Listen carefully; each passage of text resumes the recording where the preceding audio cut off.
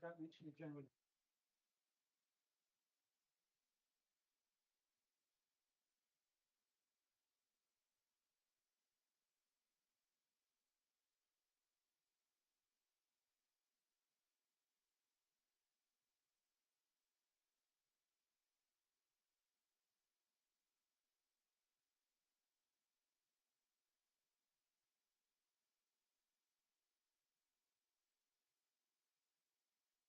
Councillors, ladies and gentlemen, please be upstanding for the Mayor for the Borough of Melton, Councillor Tim Webster.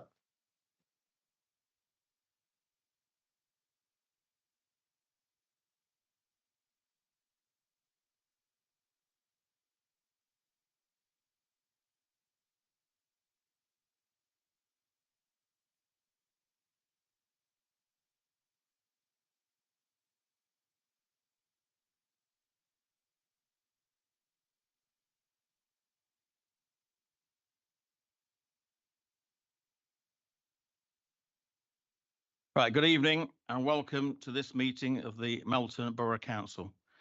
I'll just go through house notices before we do actually start the meeting. Evacuation procedure.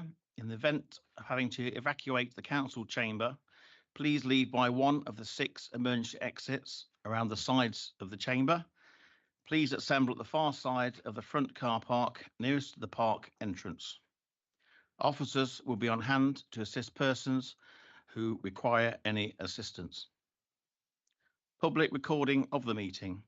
This is legislation that allows the public to film, record or use social media at a council meeting. This must not be disruptive to the good order of the meeting, nor include any filming or recording of the public seating area. Please switch all mobile phones to silent. Simon. Microphones. Councillors and officers are reminded to use their microphones when speaking for the benefit of all present. Please make sure your mic is on and the fluffy bit is near your mouth. Electronic voting. Tonight we'll be using the electronic voting system. This means that votes be carried out via the microphone handsets. When voting is taking place, you'll be given 3 options: yes, abstain and no, and there'll be 3 buttons flashing beneath these options. When the voting is open, please select the corresponding button in order to register your vote. Before we carry on with the full agenda, I'd like to invite Reverend Dr. Mary Barr to offer prayers.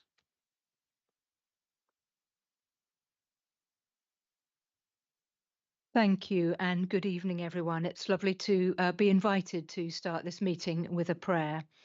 In our church calendar today, we remember St. James, and there's a letter in the New Testament by an author who identifies himself as James, and it has these words which I thought are good advice for any public meeting. Let everyone be quick to listen, slow to speak, and slow to become angry. So a prayer. Lord God, thank you for all that is good in the life of our town of Melton Mowbray and the surrounding villages. As the Borough Council meets this evening, we pray for careful and attentive listening, for wise and thoughtful speaking, and for a generous spirit, especially between members who may hold different views on difficult subjects. We pray for harmony and goodwill in all our communities, in our nation, and also for peace in those parts of the world where violent conflict is causing such great suffering. Please help each of us to play whatever part we can in promoting the welfare of all people. And as we pray in the name of your Son, Jesus Christ, the Prince of Peace. Amen. Thank you. Thank you very much. You're quite welcome to stay for the meeting if you want. I thought you might have. Yeah, thank you. Thank you very much. Right, we'll go straight onto the agenda. Apologies for absence. have been received for councillors Evans, Freer, Hewson, Pritchett, and also this evening, Joe Orson. So can any member wishing to give apologies for any other member not indicated, can you please do so by raising your hand? Councillor Clancy. Can I give apologies for Councillor Lee Higgins? He's actually running late. He had another appointment, so he'll be here later on in the meeting. Thank you. Thank you, Councillor Clancy.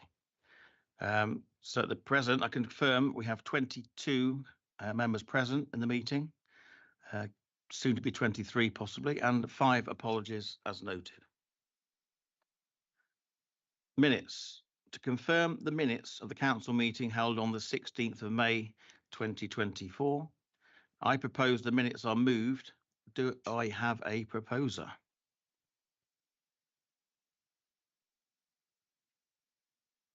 Proposal second. Whatever. Propose, sorry. Do I have a Propose. proposer? Do I have a seconder? Thank you, Margaret. Do any members have any comments to make in relation to the accuracy of the minutes? No? Right, we'll now proceed to the vote. Please use the electronic voting system in front of you and choose either for, against, or abstain.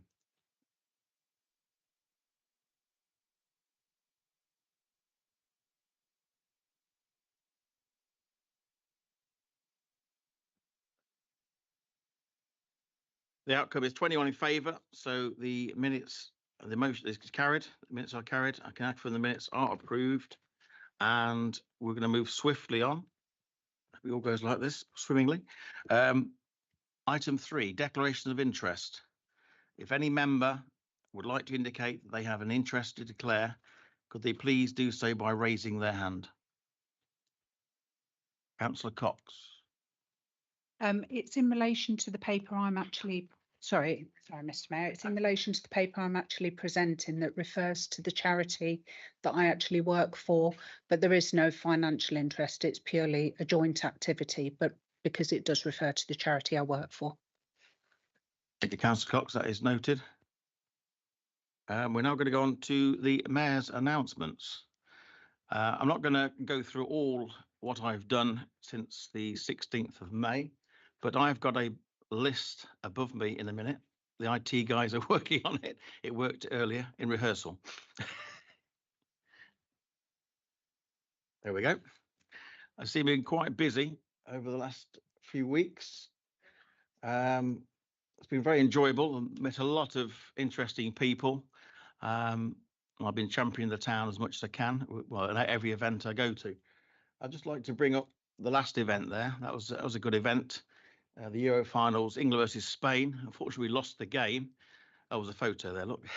I think there's about 2,000 people there, and I was asked to go along and say a few words at half time. I was a bit nervous, thinking if we'd be 3-0 down, it'd been a bit of a nightmare, really. But luckily, it was 0-0. It wasn't too bad. But I went down about 6 o'clock in the evening. Game didn't start till 8. But I walked around all the crowds of the Melton people. It was a great event. All the townspeople coming together for a free event, bringing their own drinks with them and snacks. It was good to see. A lot of smiles on the faces, and a lot of people wanted photos. It was good. They all think the mayor can sort everything out, so I've got a lot of problems I need to bring to the meeting at some stage. I said I can't sort them, but I know a few people that could possibly sort them. If you notice the penalty there I was taking, you see my eyes went one way, the ball went the other, just like Ivan Toney. Right in the bottom corner. There we go. Right, so enough about my announcements.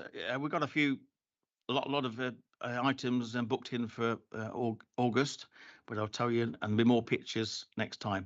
But now I'm going to hand over to Siggy, our deputy, who did do a lot of events, or a few events for me as well. I'll let Siggy tell you those. Thank you, Mr. Mayor. So I attended on the 8th June the service of remembrance of dedication to American troops who were part of the liberation of Europe in 1944.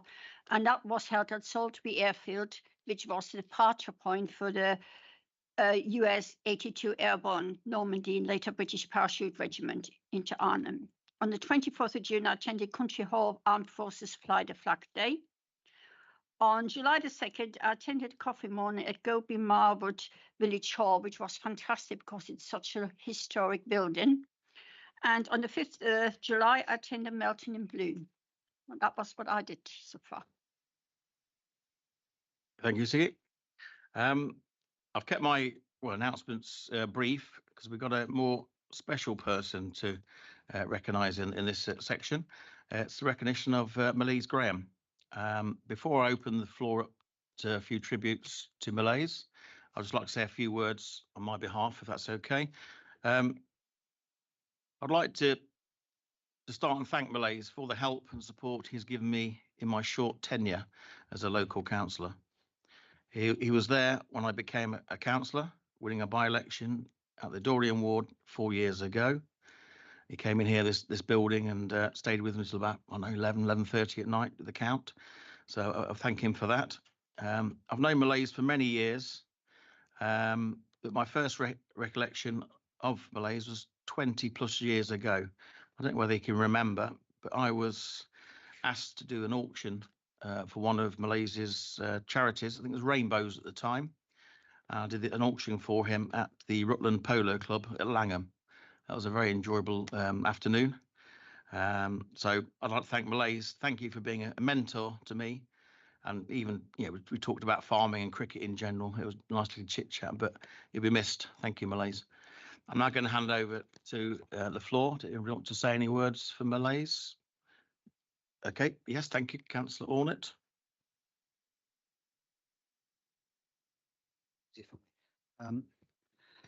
Mr. Mayor, this is getting to be a bit like reading the banns of marriage. It is for the third time of asking that I've had the privilege of publicly thanking Malise for his long service.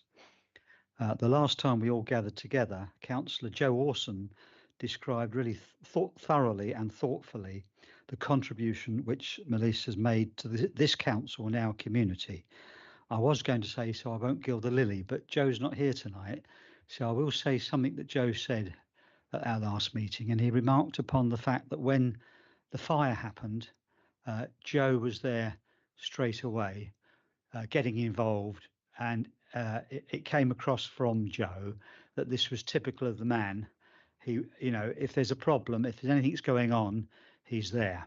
So I'm sorry Joe's not here to say it himself, but and I can't do justice to what he said last time, but that was the general thrust. Malise and I have not known each other very long before the measure of the man was obvious to me. Malise is without any false affectation. He's an individual of deep personal integrity with a desire to help people. I want to thank Malise that from time to time we have been able to exchange the odd knowing smile across the chamber. It would be unkind to describe Malise as looking like an Old Testament prophet, but I rather suspect that, like Daniel, he's seen the writing on the wall. Mr. Mayor, shortly we will hear a bit about this council's rescue package for our sport and leisure services, and I wish to repeat my thanks to Malise for his personal support and contribution for this continuing endeavour from the get-go, really. And not forgetting, and this is from the heart, Malise, especially, his consideration for Councillor Cliff when we agreed that policy on that difficult evening. I have mentioned before that I did in fact know Malise's father-in-law, a famous man, and 40 years on we still seem to be talking about prisons.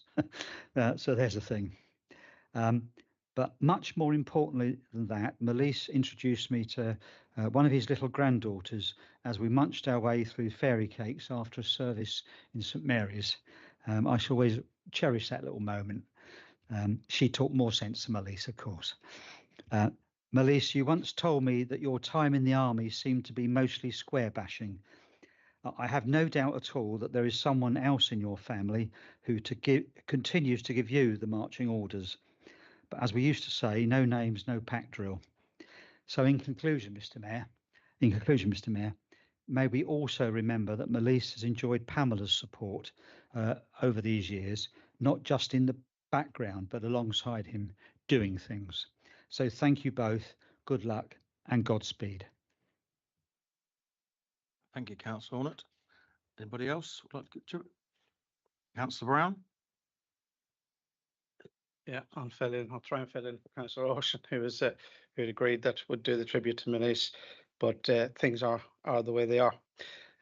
First of all, on behalf of the Conservative Group and the councillors and past staff of this organisation who's worked with Malise, one being myself, I originally met Malise in 2002, and Malise throws his mind back to that.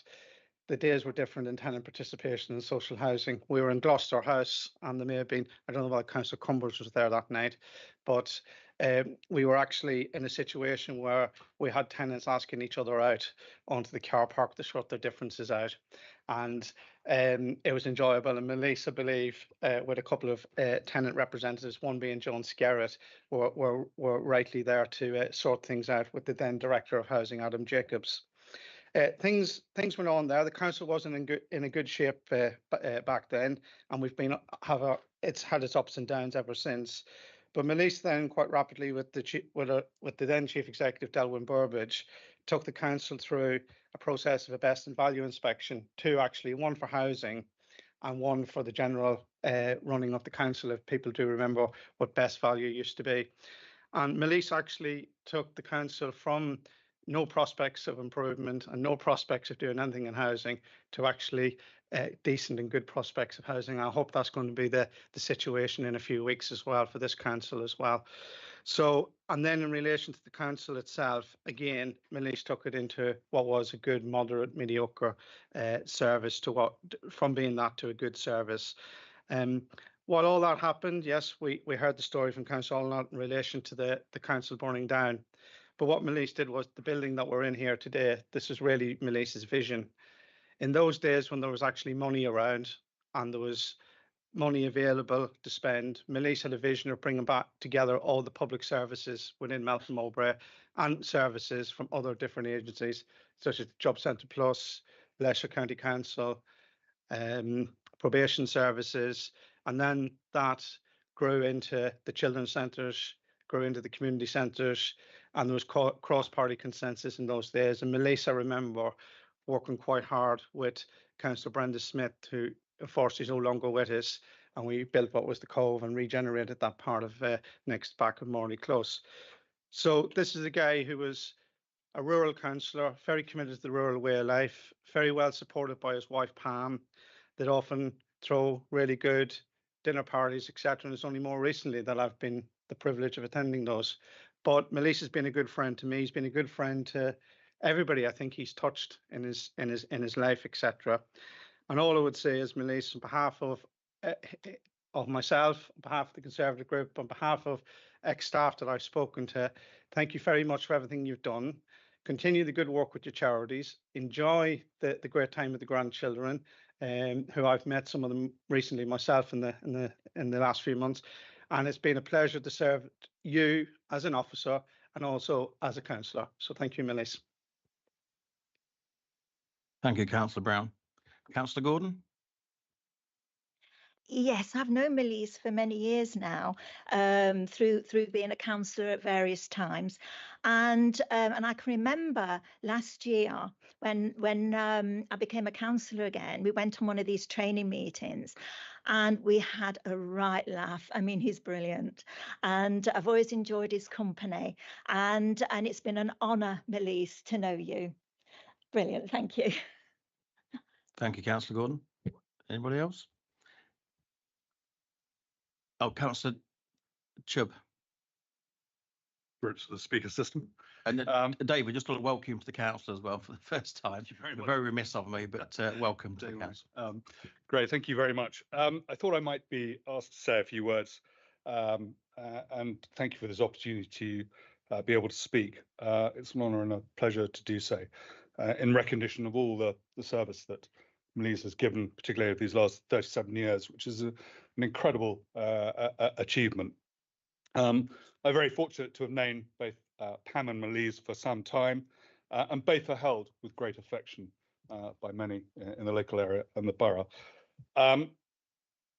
It's incredible for all the work that they've both done within the community.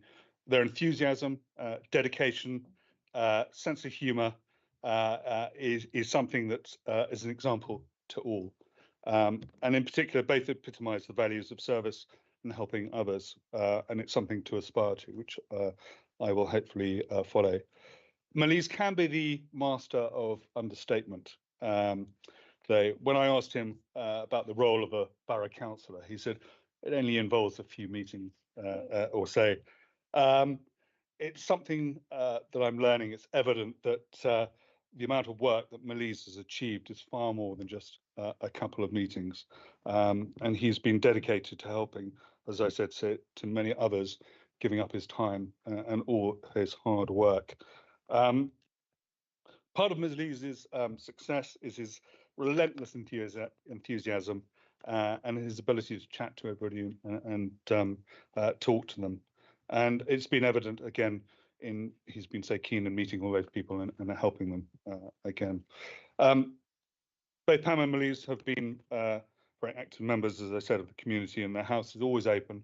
It's always a friendly atmosphere, and I always enjoy going over. As Ronan has said, it's always been a joy to do. And again, it must be mentioned, it was touched upon the work that both Pam and Malise have done for Rainbows. They've worked tirelessly, raising thousands for Rainbows, which is a wonderful charity for children and young people with terminal illness. And I took my hat off to Malise for doing a parachute jump for Rainbows. And it's not a feat that I think he'll be rushing to repeat, but that was pretty amazing. But basically, on behalf of the Wyman Ward, I would like to express our sincere gratitude and thanks for everything that you have done over these last 37 years. We are very grateful. Thank you. Thank you. Thank you, Councillor Chubb. Before we go to you, Councillor Cumbers. Thank you, Mr. Mayor. Yeah, I've known Malise since 1997 when I was elected at a by-election, and it felt like joining a family. The main things I remember about Malise was his almost obsession with balancing the budget. He was always talking about balancing the budget, as I remember, to spend every pound wisely and to protect the weak and the vulnerable as much as we could. One particular kindness I remember was a disabled resident who'd got himself into a real financial mess, not knowing where to turn or what to do. He had succumbed to doorstep sellers and then doorstep loan sharks until his debts were out of control. So, but he would listen to Malise. He wouldn't take notice of anybody else, but he listened to Malise, and Malise helped him, and got him sort of to someone to help him with his budget and controlling his money. And not only that, to help put him on the straight and narrow, Malise lent him money. But Malise could have given him the money, but he didn't. He loaned it to him, obviously without interest, you know, but to get him into sort of paying back and helping him to manage his money. And as far as I know, he still does. As far as I know, yeah. And I hope Malise won't mind me telling you another little bit of a story. See, we've all had ancestors, haven't we? And we've all had good times and bad times in our lives. I understand that an ancestor of Malise was given a silver teething ring by, was it Charles I? Yeah, Charles I. And the teething ring was passed down through the generations and until it reached Malise and his family. And then they moved to Melton. I think the family moving to Melton must have been a good thing for the family and good for Melton Borough Council, even though I believe the teething ring disappeared soon after the family was burgled. That was so sad. So coming to Melton, I think, must have been a mix for Malise and his family, you know, good and bad. But I hope it's mostly been good. And for us, of course, it's been all good. Thank you, Malise. Councillor Child. Yes, I just want to elaborate on this, the work that Pam and Malise has done for Rainbows. I remember a long while ago, over 30 years ago, Pam said to me at a quiz night, Robert, we've got the chance of a marquee, Buckminster Park. little did I know until the last month, that was for David's wedding to his Lionel's daughter, and we went along. It was a very, very successful night. I think the best one ever. And I got home and collecting the money, and there's £5 notes were stuffed in the inside pockets. So I had to give Andrew Thompson, who also helped me, and the other staff a check for the balance I got in my pocket. But certainly you've done an awful lot for this council and an awful lot for Rainbows. And I'd like to thank you very much indeed. Thank you. Thank you, Councillor Child. Clancy? Thank you, Mayor. Malise, I will personally miss you. You helped me a great deal when I first became a councillor, and I'll always be grateful for that help in those early days. Malise, you've been a huge influence.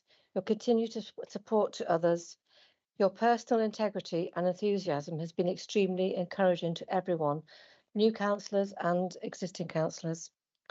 I hope we manage to bump into each other in the future together with Pam, but possibly not in India this time. Thank you to you both from the independent group. Thank you. Thank you, Councillor Clancy.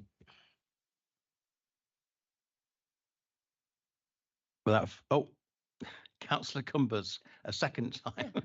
Sorry, I hope I meant to say this before. Of course, this building is Parkside, and when it was being built, suggestions were asked for names, and of course it was Malise who suggested Parkside. So we've got that to thank him for too. Yeah, thank you, Councillor Cumbers. That leads me up nicely on to asking Malise, could you come forward, please? We've got a gift here from the council.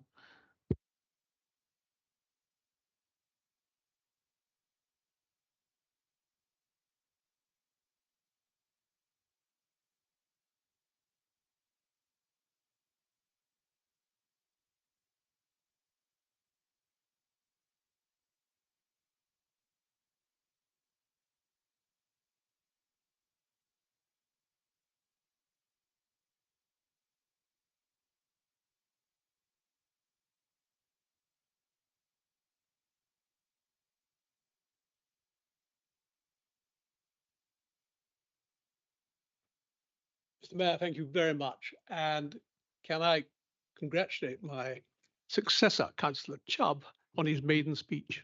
Thank you very much for that. Few have the chance to hear their eulogies, and I do thank you all for your kindness and remarks. I would also like to thank all officers that I've served with. And the council, we are so lucky that they have got me out of trouble on many an occasion. I know that secretly, most of us have a slight conscience, as the officers do all the work, and as councillors, we seem to take the credit.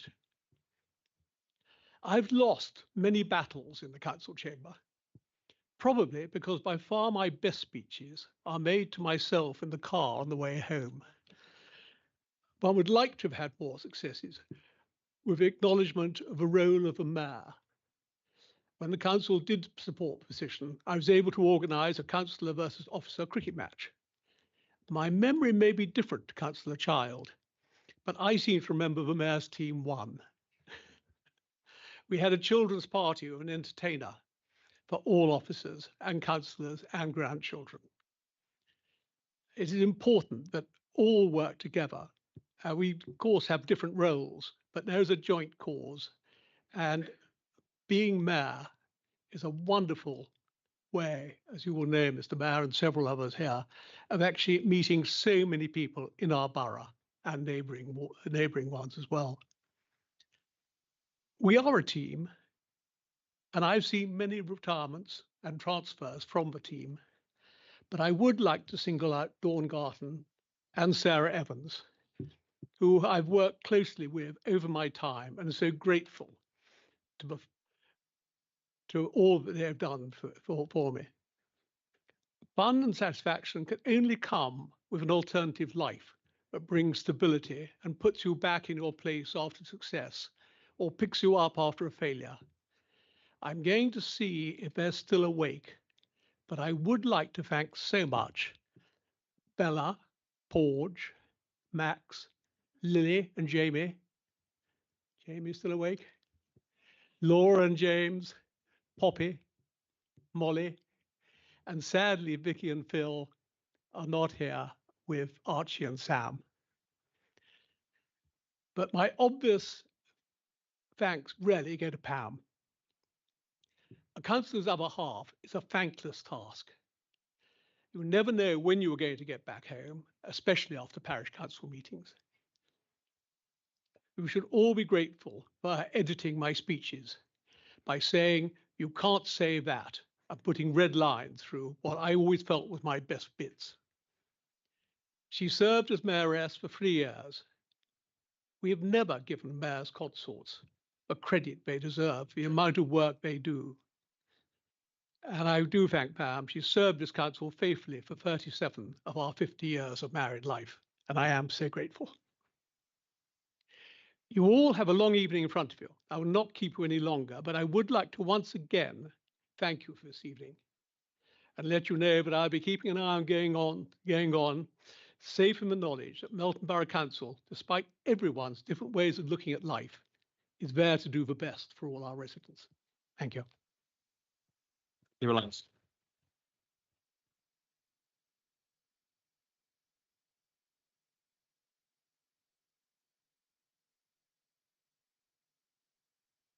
How do we top that? Let's move on anyway. Got to move on. A lot to do tonight, as Malise just said. But great to see all his family here this evening. Members will remember that in December 2023, the council agreed to enter into a new 10-year contract for our leisure facilities. This included a £2 million investment to upgrade and improve those facilities. And as this work concludes, I would like to invite the strategic lead for healthy and active communities, Jake, supported by Lloyd elevate your name there, Lloyd Barraclough, from Everyone Active, to provide an update and presentation on the improvements which have now been made. Thank you.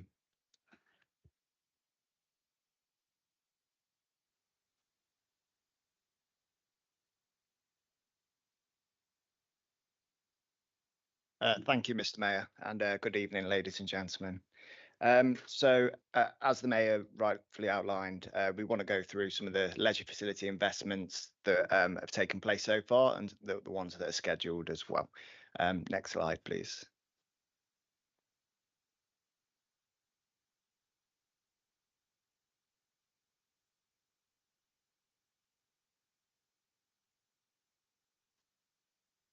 So yeah, phew. So just to give you a bit of context and a bit of a leisure refresh. So we've entered into a new 10-year contract with Everyone Active to manage and oversee Waterfield Leisure Centre and Melton Sports Village. We've got £1.735 million worth of capital investment to improve our leisure facilities, and we've also managed to secure £120,000 through Sport England Swimming Pool Support Fund to improve the energy efficiency of both of our leisure centre sites, and specifically around solar panels and pool covers.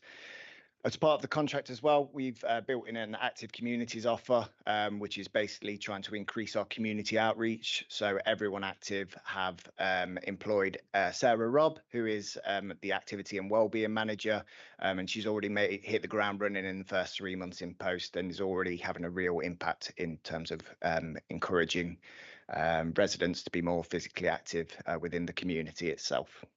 Next slide.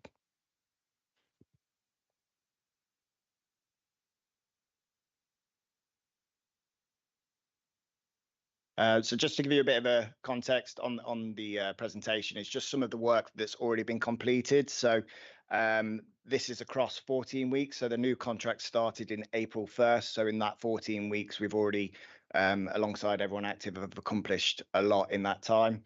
Just want to pick out a couple of the standout items. So we've installed a new stairwell to connect the previous studio and turn that into a gymnasium. So we've got a 2-floor gym with brand new state-of-the-art equipment.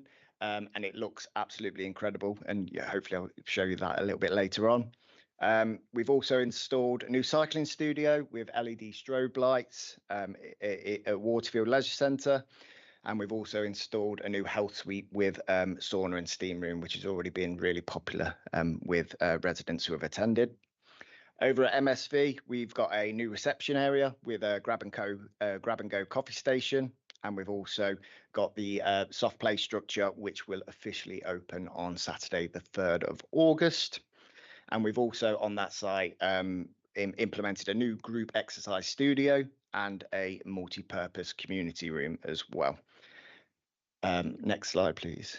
So just to give you a flavour of the facilities themselves, instead of me just describing them, I thought we will show you a video of a fly through of the facilities.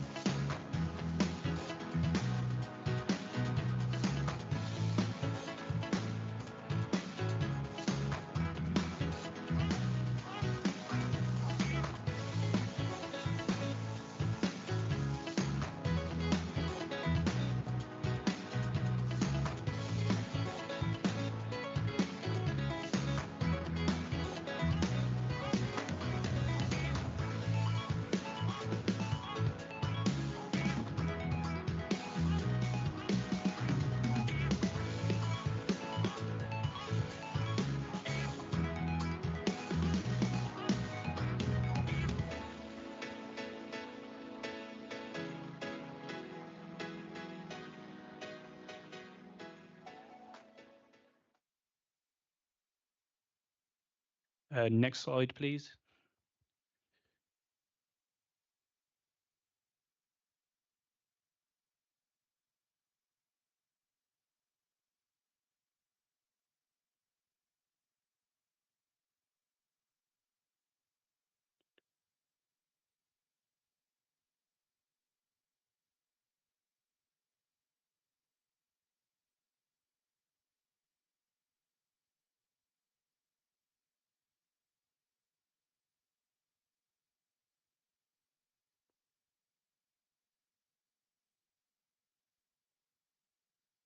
Can you tap dance? Not well.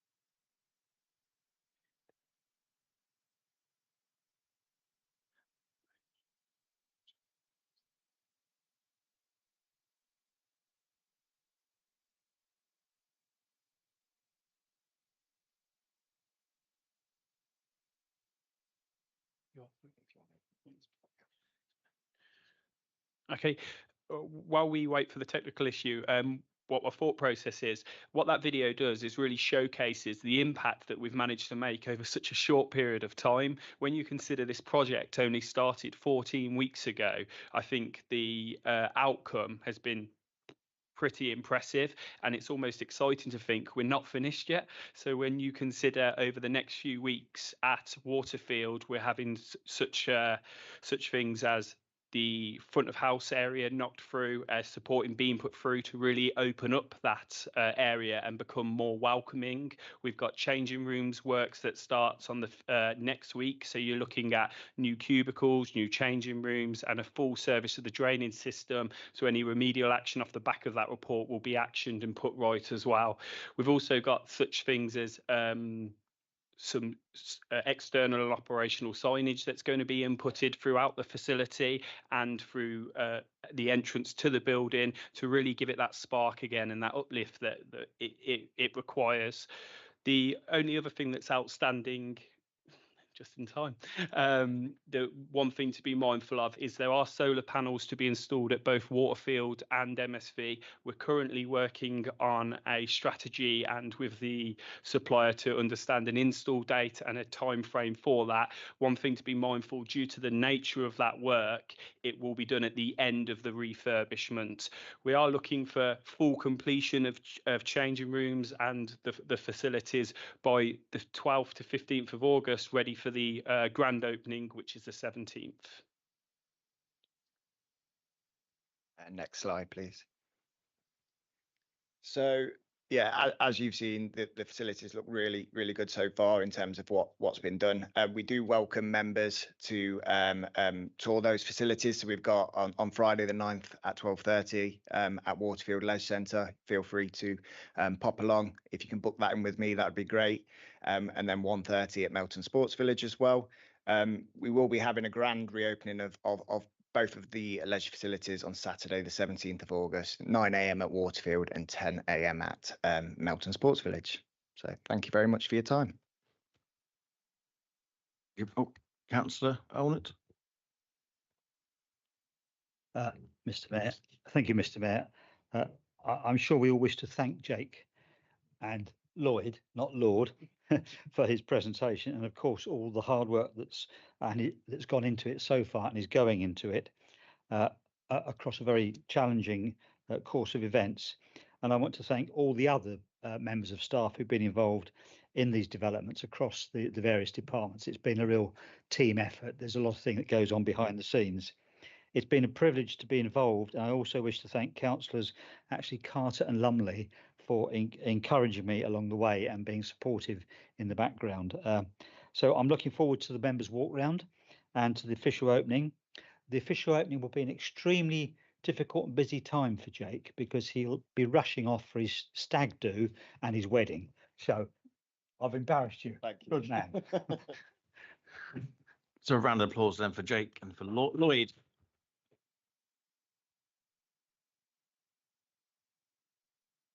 I'd like to see every councillor join as a membership there for the gym.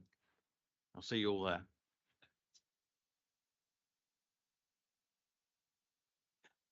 I used to be a member there. I'll have to rejoin. Right. Where are we on item 5 already, are we?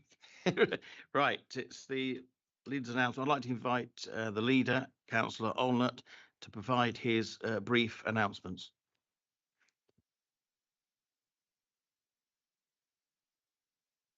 Mr. Mayor, thank you. I did notice just before prayers, our clergy lady did say that the thing was to speak slowly, so I should be spending a long time up here. Is that okay? Mr. Mayor, I must thank at this point in history, Alicia Cairns for her best endeavours on our behalf, and welcome Edward Agar as our local MP. He was invited. I think the House hasn't quite risen, but anyway, he's welcome to come here at any time. Obviously, Alicia and I have not always agreed, but our dialogue has always been constructive. Also, I have no hesitation in saying that her work as chair of the Foreign Affairs Committee has been good, and in particular, her balanced approach to the human tragedy still unfolding in Israel and Palestine has been an exemplar of statecraft. To Edward, I look forward to working with him. From Melton, our local canal and river navigation has a much longer course that goes through the whole constituency. Alicia, I'm sure, will tell him that the voluntary group MOSE, which is now chaired by my colleague, Councillor Sharon Brown, is doing great things. But of course, effluent and flooding remains a small but growing problem in our area. I know that Edward will be disappointed to see his choice for Prime Minister Liz Truss lose her seat, and we all look forward to knowing who Alicia and Edward will endorse in the coming days. By the way, in Melton, you can always buy a good lettuce in the market. That is a joke, don't worry. I want to I want to welcome Caroline Bruce, Mr. Mayor, over there, sitting over there. She's our new Interim Director for Growth and Regeneration, to her first council meeting. Some members will be aware that the preparation for the process to recruit a permanent director is in hand, but I'm very pleased that, having met Caroline on 2 occasions, it's quite clear she's hit the road running, so that there will be no hiatus and no let up in our pursuit of service improvement. Our new Waste Management and Services Manager, Ryan Finnegan, will join us in September, and Cabinet will be seeking to identify more resources for green spaces, in addition to assessing the scope, quality and future for services under his remit. Mr. Mayor, just before the election period, councils everywhere were required to submit productivity plans to central government, and for Melton, they were pushing at an open door. And we have been able to fold existing planning and future ideas into this process, but of course we wait the new government's response. Excuse me. Mr. Mayor, I wish to thank our local Lions Club, together with Councillor Cox, for their voluntary work trying to bring back allotments into use for community groups. Our allotment service has lain a bit fallow in recent years, with underused plots and long waiting lists. It is my hope that between Michaelmas and Lady Day next year, we can ginger this up, and a report will be coming to Cabinet in the autumn. Allotments provide the opportunity for health, welfare, association and just plain fun. And for children, it can build self-confidence, dietary awareness and a segue into science. If nothing else, it preserves our ancient measurements of pole, perch and lug. Mr. Mayor, on the Planning Committee, my neighbour at the table and friend, Councillor Ian Atherton, suggested that we record our thanks to the planning officers for our recent training and discussion session, together with the huge efforts they have made to improve reporting and analysis. All this has been done at a time of staff shortage and increasing demands, so I'm very happy to echo his comments. Of course, there is always room for improvement and innovation to cope with these demands. The facts currently demonstrate that we continue to make progress, and I know that Councillor Bob Childs has a question for me on the order paper later. Mr. Mayor, the housing and regulatory inspection has been completed, and I have been given an insight into the judgment. This information and the official detailed publication will follow in August. Until then, it is embargoed and my lips are sealed. All members and, of course, the general public will be able to read the judgment as soon as possible, and I look forward to this. Mr. Mayor, we are now in the final year of administering the UK Shared Prosperity Fund, and during the recent election period, the Secretary of State for Defence, Mr. Cleverly, it did indicate that the government was minded to use a further round of UK SPF to finance local voluntary and military youth training and other opportunities. The new government is yet to take a view. It is one of the subjects that I have or am writing to government about.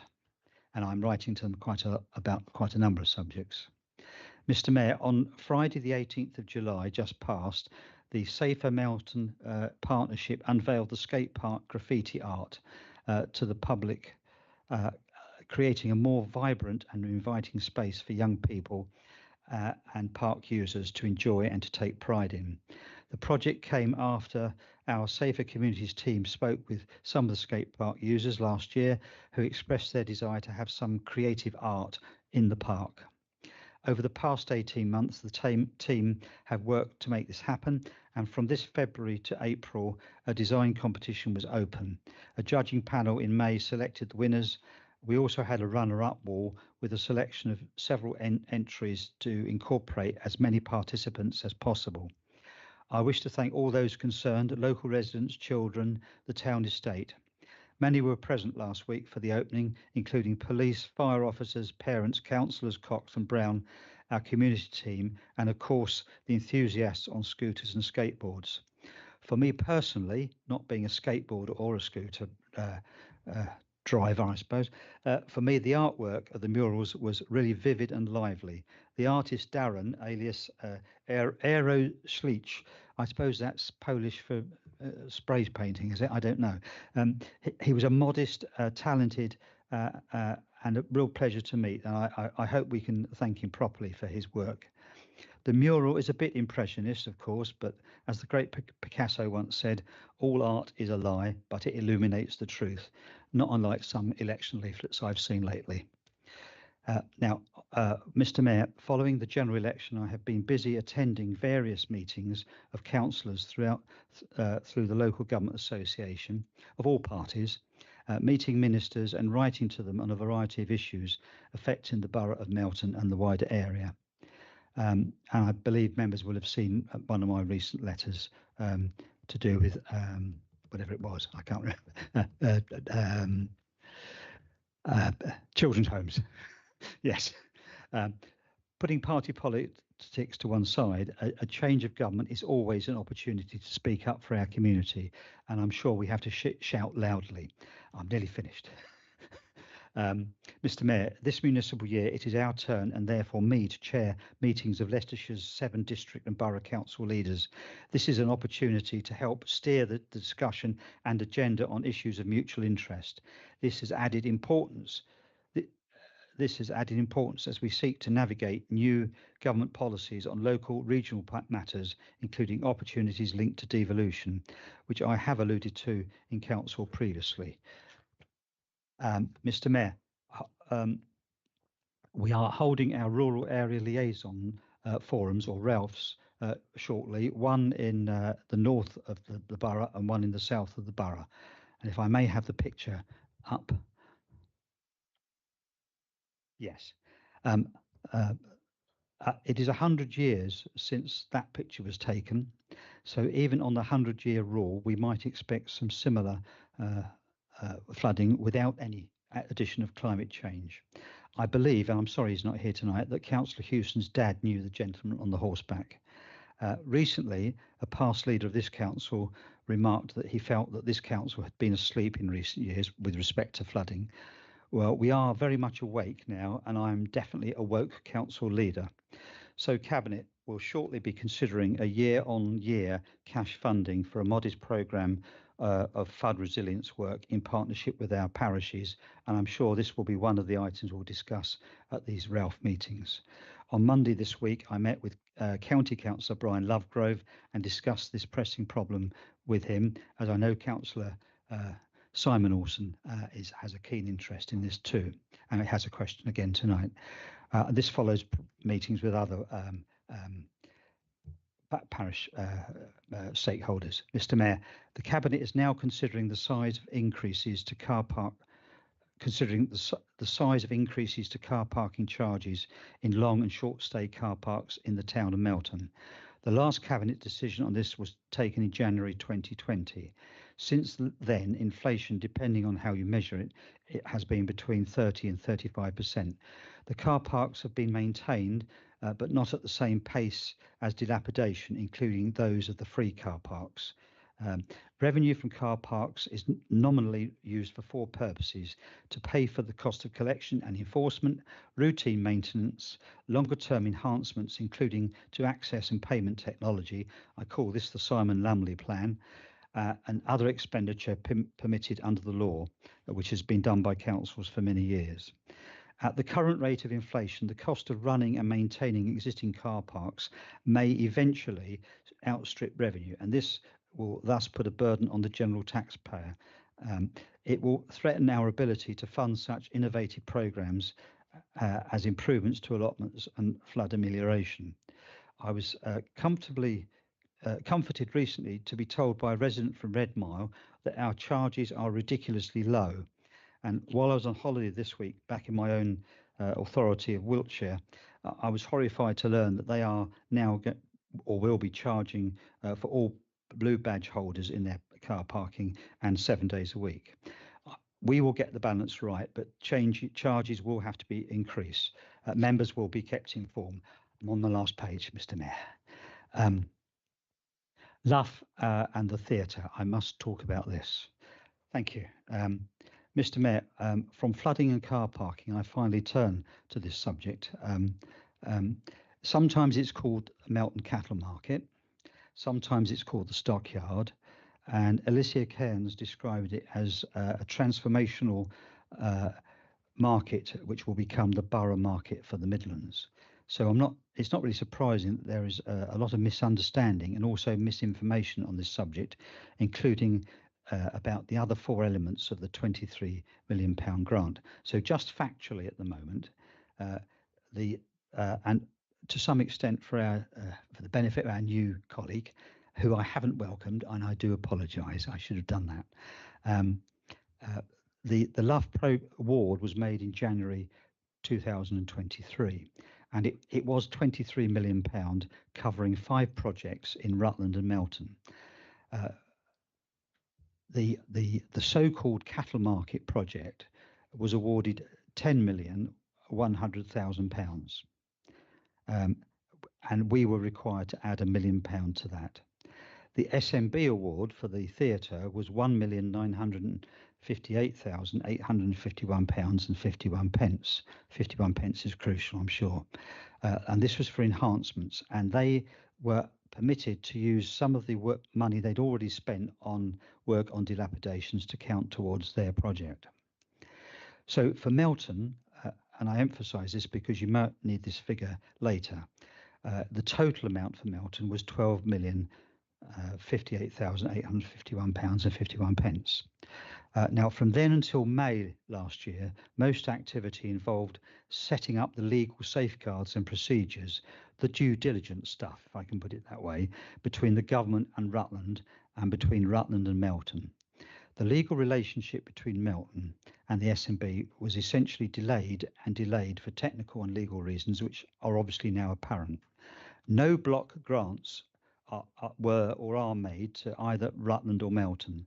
In simple terms, we receive stage payments for work actually done or about to be done. To date, Melton has only received £600,000, although more is in the pipeline, and it's likely to be £775,000 shortly. To the best of my knowledge, SMB have not received anything. Now, in June, I formally signed as one of my first acts, the back-to-back agreement with Rutland, who are the primary legal authority to receive money from the government. In simple terms, we receive stage payments. Sorry, I've read that already. We also joined the executive board, and of course, in answer to Roland Brown's direct question at the first council meeting, I did confirm that we would proceed with the programme as agreed by the previous administration and our MP, albeit with safeguards for other interests. With respect to the future tenancies or service level agreements or other contracts, no one, and I repeat my words, had a shoe in, but no one was being booted out. Everything would be above board. And I was certainly not aware of any informal discussions or nods and winks, and would not be a party to any, and that remains the case. Everything is done in terms of openness and probity. Now, I want to refer to the. Do you want me to stop, Mr. Mayor?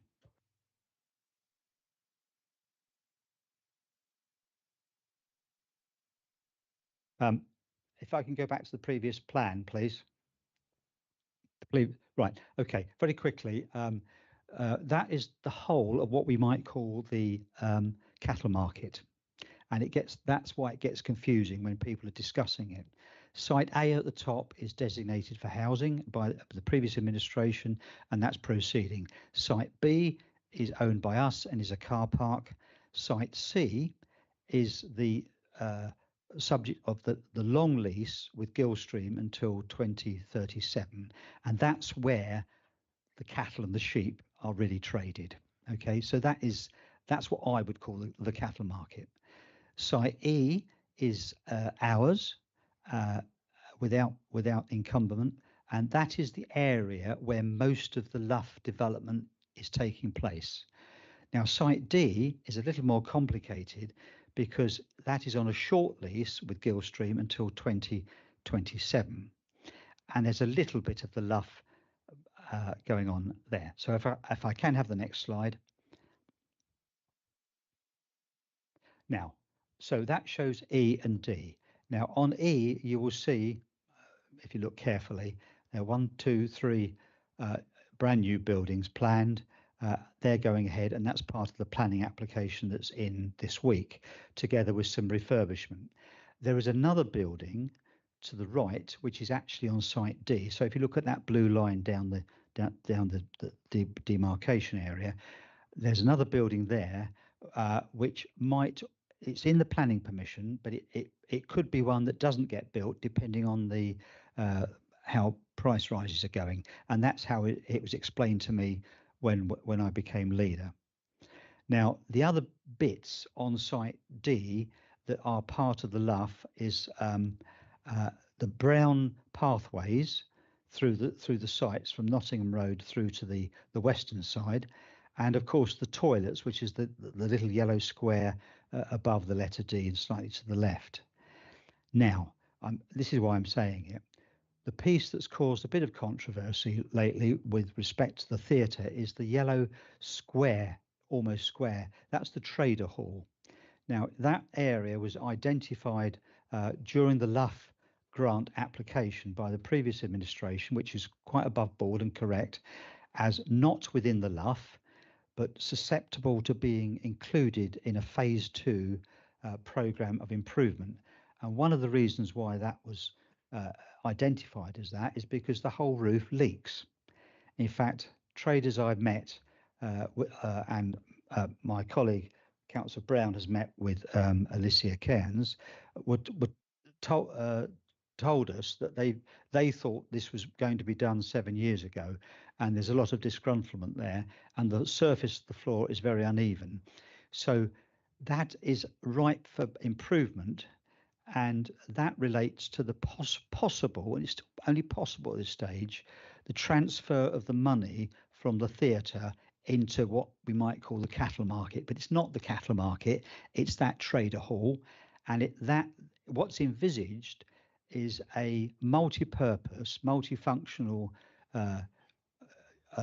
cultural area where you can even have a bit of trade, but that you can have performing arts, perhaps theatre in the round type of thing.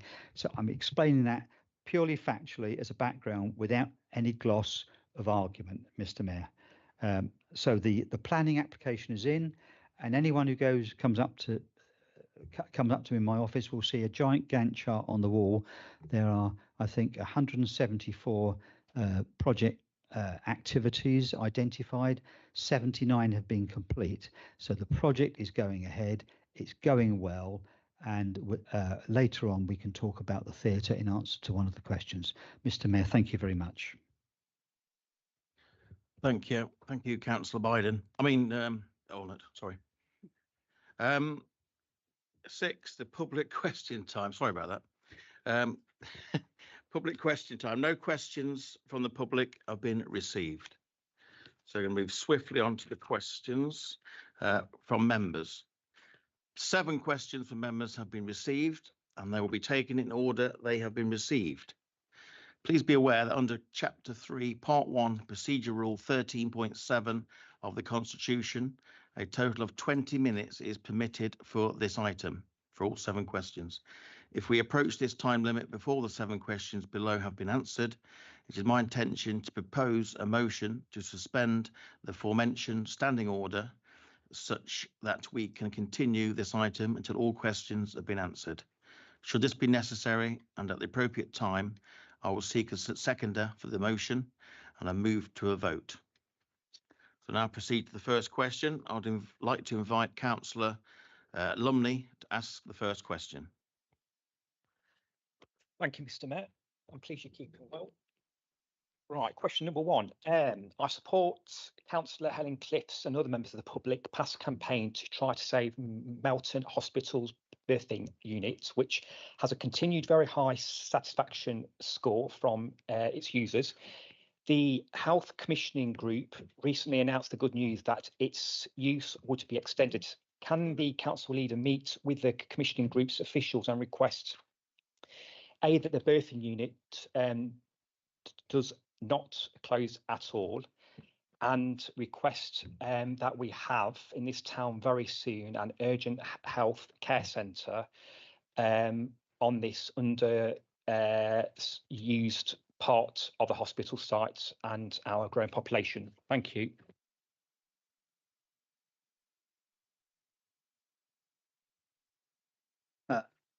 Mr. Mayor, in a word, yes, but slightly modified in the sense that I have to make certain I'm talking to the right people, because it's not always obvious within this great giant structure called the NHS which bit of it you have to talk to. So just with that caveat, and I do welcome the question. I have taken the opportunity already to raise it in discussions elsewhere, and I'm hoping that I will be provided with the opportunity to discuss that and other issues relating to health and social care in our community. Thank you, Councillor. Councillor Lumley, if you wish, you may also put one supplementary question in accordance with the procedure rules. May I remind you that the supplementary question must arise directly out of the original question or the reply. That's great. Thank you, Mr. Mayor. I haven't got a supplementary question. However, I think when I was on the election campaigning last year in May 2023, that was one of the things that's been brought up by members of the public, that you have to go elsewhere in the East Midlands for A&E and urgent treatment. So to have that. Big question, Simon. Okay, that's right. And it was just to say that when I was in the Scrutiny Committee meeting last year, I was concerned by the health manager that attended, that said it wasn't one of their priorities and it ought to be. So hope that's key from now on, that we do need a urgent care centre for this town, and that hospital is going to start to be utilised properly. Question number 2, Mr. Mayor. The newly elected Labour government has very disappointingly announced that it will lift the ban on onshore wind farms. These, as with solar farms, are often heavily supported by fossil fuels. The materials for solar panels and wind turbines are very unenvironmentally friendly, and their components aren't going to be recyclable after their 20 to 30 year lifespan, meaning they will have to go into landfill often, which is from different key sources. And wind turbines are often very awful to look at. Their visual amenity of their surroundings often cause noise pollution to residents living close by, and can accidentally kill birds and other wildlife, which is again from very key sources. They can also reduce key farming land, leading to less food crops, which could impact on the country's overall food security, which is very concerning. And environmentalism approach, such as planting trees and keeping existing farmlands as it is, actually versus a net zero approach is best. Therefore, do you agree that the local plan working group and the climate change working group should urgently review the implications arising from these recent announcements on our own planning and climate change policies and approach to these forms of development? Thank you. Councillor.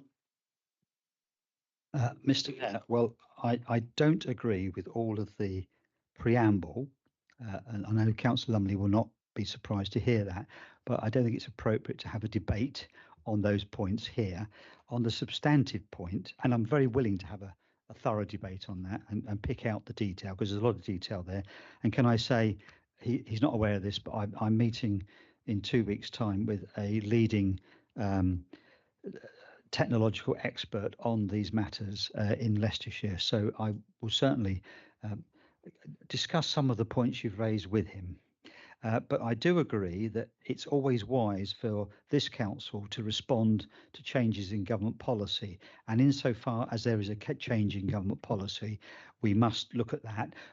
Quite how urgently, I'll be advised by my colleague, the deputy leader of the council, because she chairs those meetings. Can I just say in parenthesis, I noticed this morning that the new government, was it GB Energy or whatever we're calling it these days, and the King, through his royal estate, is entering into an agreement for more offshore wind farms in the north of these islands, but it's predominantly Scotland and England. And it was pointed out in the item I was listening to this morning that, of course, the big problem with all of this is transmission of energy. And most of the energy that's being transmitted by these big farms, whether they're offshore or onshore, is going to the south of the country, and there's a lot of debate going on in East Anglia about this. So there are lots of practical issues at stake, and we mustn't forget two things. First of all, about 60% of all solar panels across the planet are manufactured in China, and that the problem with our offshore wind turbines is that they are susceptible to sabotage and attack. And I know some of us will be aware that not infrequently dummy runs are undertaken by enemies of this country. So that presents another vulnerability. There are many more layers of this problem than some of us think about sometimes. But I welcome the question. It's a legitimate question, and I think we must debate it further at some point, Mr. Mayor. Thank you, Councillor Ornett. Councillor Lumley, if you wish, you may also put one more supplementary question in accordance with the procedure rules. May I remind you that the supplementary question must be a question, must arise directly out of the original question or the reply.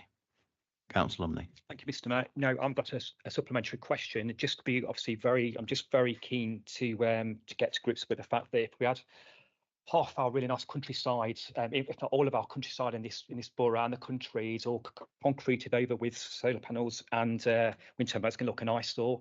If you look on Broughton Hill, one of the key parts I think of this borough, that was concreted in, it looks absolutely awful and an eyesore. Just another key point, Mr. Mayor, very quickly. It's an estimated after their lifespans of wind blades and solar panels. You've got a question, 20, Simon. 30 years, they're going to be going to landfill all these millions of tonnes, which is disgraceful. So thank you, but I don't think our Secretary of State does understand the countryside and this government, which is very disappointing. But thank you. Yeah, thank you, Councillor Lumley. Thank you. Right, moving swiftly on question 3, I'd like to invite Councillor Chubb to ask the third question. Thank you very much. In light of the Cabinet's decision to reallocate the LUF monies, obviously subject to the government sign-off, moving the monies from Brooksby Melton College Theatre to the cattle market, can you confirm that the necessary robust due diligence tests have been carried out that should include viability, demand, customer footfall, and risk assessments were all completed? Now invite leader, Councillor Ornett. Well, if I could be told what the necessary tests are, I could answer that. But in simple terms, we're a bit ahead of the game here. We're at the level of an in-principled idea and decision. All other detailed tests would follow. In one respect, we've already had a due diligence test, and that was because the previous administration had already earmarked that area for development. It was just the timing of it that's different. And the thing about the action by the college is that it's out of our hands. So my first objective in all of this was to secure the money for Melton. That was the key thing. However, there are still open to possibilities, and there's another question on the strategic side of this later, that it might not happen at all. The theatre might stay open, but that's not in our hands, and I can deal with that with the other question. But so far as this project is concerned, the technical details are being worked through first before assessing the financial viability and all the other things that go from it. And of course, part of diligence is assessing the financial stability of any partner you're going into business with in the contract. And I may say there's another dimension to this, and that is the fact that there's a current tenant on the site D, known as Round Corner Brewery, who are making other proposals to us, which we must take account of before, and I emphasise that, before any final decisions are made. So I accept the spirit in which you're asking the question. We should also always be careful, but we just got to get the ducks in the right order, if I can put it that way. Thank you, Councillor Ornett. Councillor Chubb, if you wish, you may also put one supplementary question in accordance with the procedure rules. May I remind you that the supplementary question must arise directly out of the original question or the reply. Councillor Chubb. Thank you very much indeed, if I may. And just in terms of the original question, part of that relates to the financial standing of the theatre, which has obviously come to light that now that that is slightly more precarious. And again, with investments of this nature, one would have thought that that had been found out early on. But can we be reassured that the original outputs and outcomes that were associated with that investment within the theatre will be matched or even bettered by the reallocated funds now being directed, as you've very kindly pointed out, to what is known as the transfer hall? So Chubb, Councillor Ornett.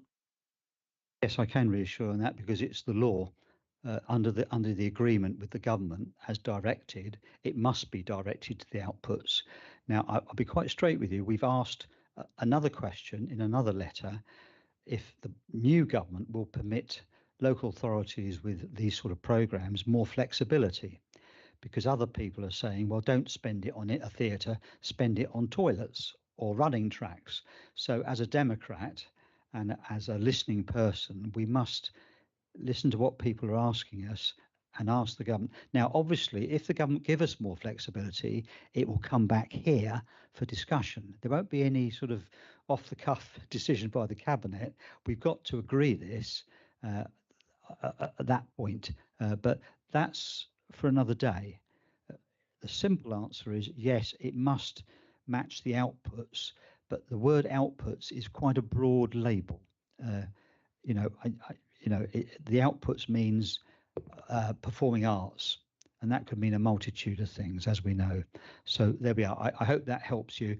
If you want any more answers or discussion, you're very welcome to come up to the office anytime, and I'll unpack anything you want to know about this whole project, subject to any legal arrangements that I'm not allowed to. Okay, that's a genuine offer. I'm not. Thank you, Councillor Ornett. Thank you very much. Now we're on to the fourth question. I'd like to invite Councillor Simon Orson to ask the fourth question.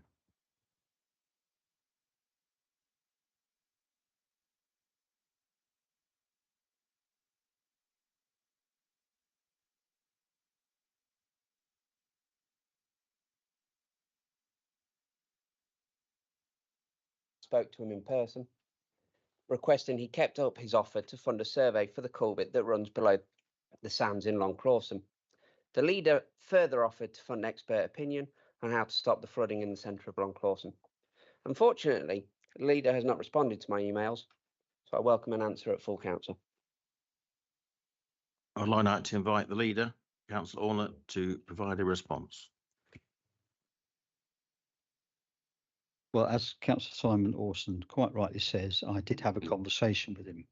I'm not obliged to answer via an email. Answering is answering.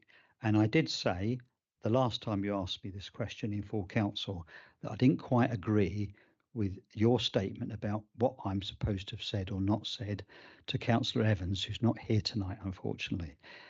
But on the substance of the matter, as I said earlier, I met with County Councillor Brian Lovegrove this week because of statements made partly by Councillor Evans and yourself about what might or might not be done by the County Council to undertake these works. Because I don't have a pot of money to undertake these works. That's one reason why I announced earlier that what I'm looking to do is provide a permanent flow of cash to help with this.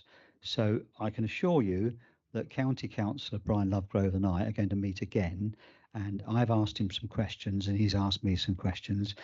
I think, Mr Mayor, with great respect to Councillor Orson, now is not the place to go into all the ins and outs and the detail, because we could spend all evening on it. But I do accept it's a very serious problem, and there are very serious problems throughout Councillor Lovegrove's division and in other places.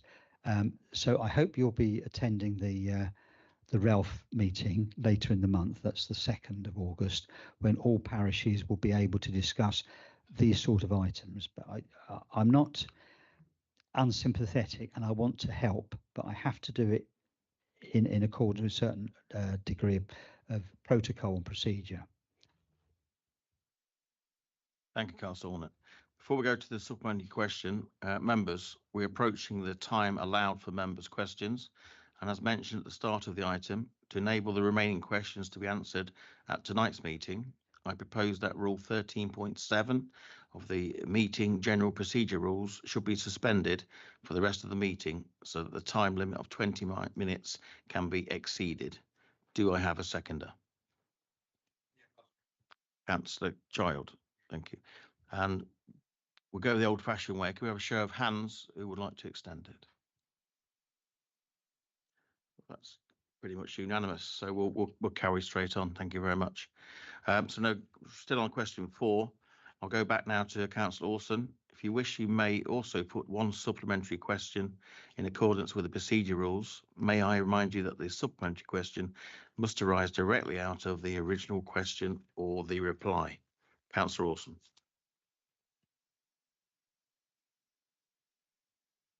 The leader expressed only a few meetings ago his desire to work with all councillors, irrespective of party. I have tried in person and through email to get a response. Brian Lovegrove emailed you on 4 occasions with no response. Why can't the leader start answering his emails? Because this, if he had done, we wouldn't be having to answer this question, waste time and resources. With respect to Councillor Lovegrove, I have apologised to him. That wasn't me that wasn't replying. It was a hiccup elsewhere in the office. I didn't know I'd received it. I get about 81 emails a day. So that was a mistake. But the other problem was this. We had 3 elections intervening, and what I'd been hoping was that we could be discussing all of these at these parish meetings. That's what I was planning to do and bring it all out. Unfortunately, it was delayed by a police and county crime commissioner election, and then a by-election, and then a Darn general election. So I was prevented from doing that. But I take the point. It's a fair point, but it is quite a workload I have. And when I've had the opportunity to speak to somebody, I think that's possibly okay. Thank you, Councillor Ornett. Now, question 5. Unfortunately, Joe Orson can't be with us this evening. Could I ask the leader of the council to do a written response to Joe, please? Thank you. Right, we're going to move straight on to question 6 then. So I'd like to invite Councillor Brown to ask the 6th question. Thank you, Mr. Mayor. Question for the leader. Can the leader confirm what strategic direction and support has been given to look at the future of the theatre or theatre for Melton Mowbray beyond the short-term commitment Brookshire Melton College is able to provide at present? Councillor Ornett. Well, Mr. Mayor, we've had a lot of strategic direction on this in the past 6 months, but of course it requires a lot of other people to come to the table and to agree to our thoughts and our proposals. Now, when it became apparent that the college were intending to remove themselves from the whole of their campus, we entered into direct discussion with them at different times.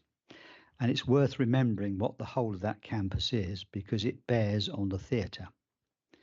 First of all, there's the public library, which is leased to the county council at peppercorn rent.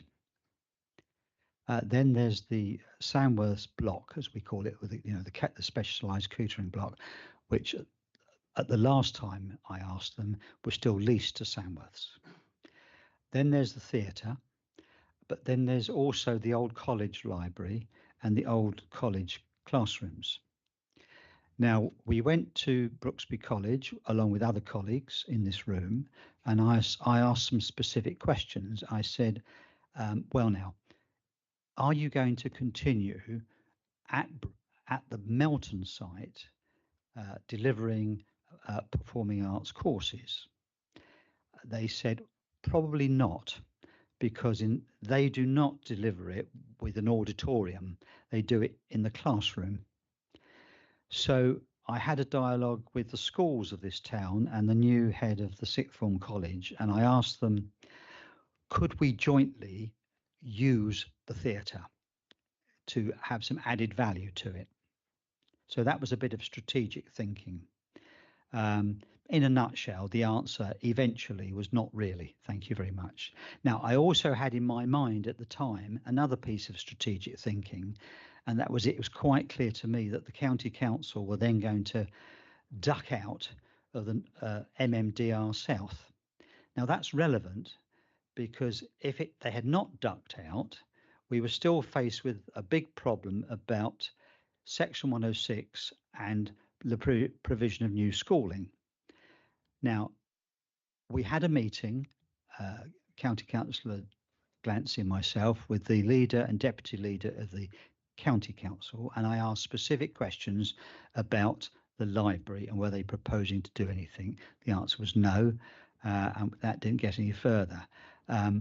With respect to the 106 agreements and the housing and therefore the education provision, it was sort of all a bit in abeyance, and I don't criticise them for that. They were under great pressure. So the next point was, is it possible, if we have a real problem, to use any of the college for any of the educational aspects and therefore encompass a solution for the theatre? And of course, we raised the issue of SEN, special educational needs post 16. Again, a strategic piece of thinking and cross-cutting. Now, in parallel with this, of course, I carried out further inquiries with the staff to see what the cost of running a theatre would actually be. And it's quite clear that if you go up and down the country, there are almost no local authorities that are running theatres at a profit. They're all subsidised where the local authorities are running them from the taxpayer. And we're not in that game. So that was another piece of strategic thinking. It then became apparent that to run a theatre, we would have to get a third-party operative. So with all those ducks in a row, with all those bits of information, we then went back to the college and we said, now look are you going to give us a deal like you've got with the county? We could take the theatre on if you give it to us for £1. We can take the 2 million from the Luff Fund, and we could seek a third-party provider. And they basically said no. But it's their building, okay? And then, of course, they were put under, it's not special measures, but they came under the auspices of the Further Education Committee. And we met with them twice, and we put out our ideas, our strategic ideas for saving the theatre, because obviously we're not in a position to buy land and construct an alternative theatre. I'm sure you would agree with that. And perhaps if you don't, perhaps you'd like to put down a motion and set out the budget that would support that idea, and we can put it to the general public next May in a referendum and see what they think about it. Possibility. Now, moving on from that, of course, we had discussions with the people who were assessing what the future of the college is, and we put our points to them about the importance of place and the important role of a college in our community, not just for theatres, but for training and education. And one of the things we put to them was, we don't really want this college taken over by another agency in America or somewhere else in Scotland, like some of these academies. We want it local. Now, we hear recently, only these past couple of weeks, that the college in the frame is Loughborough. So I'm pleased with that. And following that, we are contacting the college to see if they are prepared to think again about actually retaining the theatre.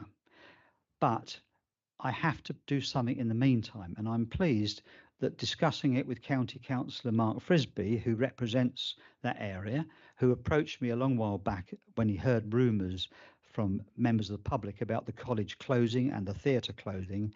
I put it to him and to the executive board at Rutland, with the Love board, with our Rutland colleagues and with Alicia Cairns, that perhaps, only perhaps, a solution might be to relocate the theatrical side of life in Melton down at the Trader Hall.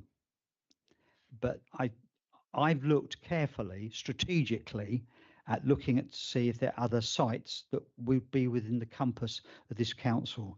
But there aren't any that I can see. And if anybody else can see any, let me know, and we'll have a look.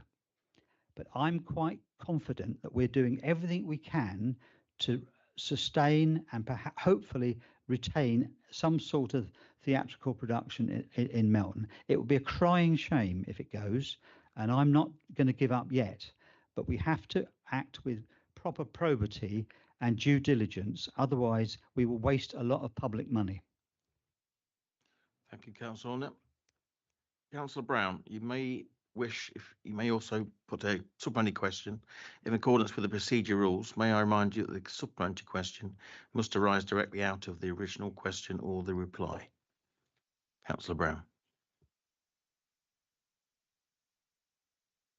I think just to clarify, Mr. Liddy, you know my position. I don't think this council can run a theatre. We can barely run a leisure centre or anything else. That's why it's all contracted out. We're just ultimately too small. Doesn't matter what administration runs what. However, we knew back last summer, you know, I've spoken to people. I asked a question at the March cabinet, the last cabinet that we were in administration, and I questioned the ability of the college to be able to deliver.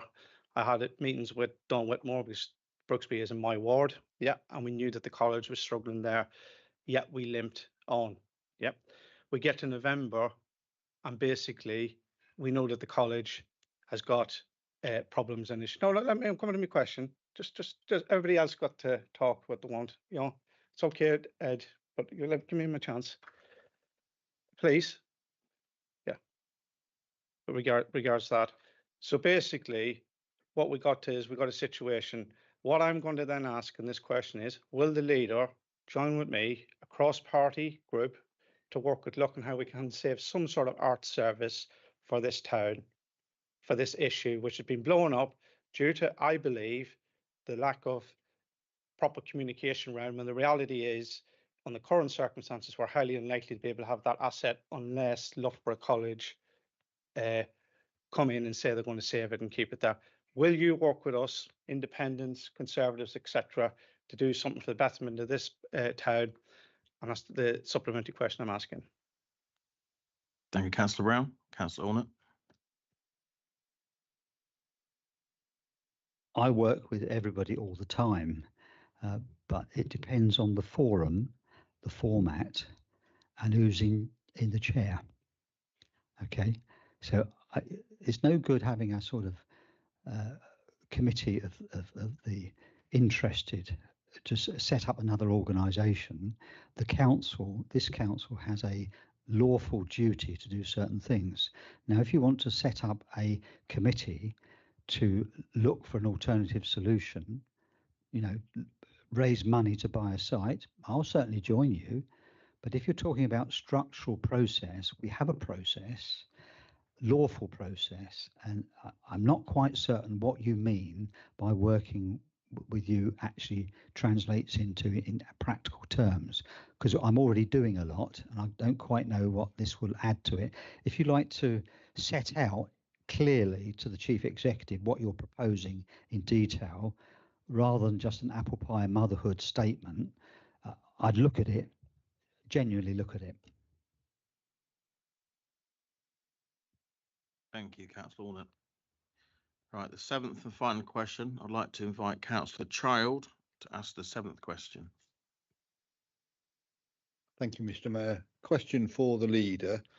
Could the leader give me precise numbers of backlogged planning applications that still need to be processed to decision-making stage, please?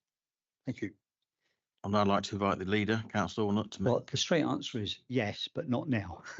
I've just come back off holiday. I've got a pile of statistics and I want to make certain that they are presented to you in the order that is sensible, you know, and that we can make proper comparisons. And it's something that I will do within the next 2 weeks, but not just for you, for every member to see. I think it's a very reasonable question. I know that all the indicators at the moment are that we're getting rid of the backlog, but there's a bit of a grey area when it comes to how old some of these are. Some of the applications relate to developers who are holding it up themselves for other reasons. Some of it might relate to for other purposes. So I welcome the question, and I'm certainly willing to sit down with you and the lead member for planning and to go through this thoroughly. We could even set up a working group. I think that would be very valuable to support the planning function in this council. I think it's a first-rate question, but I want to give you a first-rate answer, and I can't do that tonight. Thank you, Councillor Audit. Councillor Child, if you wish, you may also put one supplementary question in accordance with the procedure rules. May I remind you that the supplementary question must arise directly out of the original question or the reply. Councillor Child. Thank you, Mr. Mayor. Yes, I'll be happy to sit on a working group or whatever group you're thinking of. But last council meeting, you did say you had some new figure statistics which you wanted to share with us. And I quote, "The planning department is outperforming itself, contrary to some beliefs, and the speed to which they process and turn around substantial applications is impressive." I think the information was placed on the members' bulletin board. Obviously we didn't provide you with an answer to yourself personally, which we should have done. I apologise for that, but the data is out there on the members' bulletin board and other information.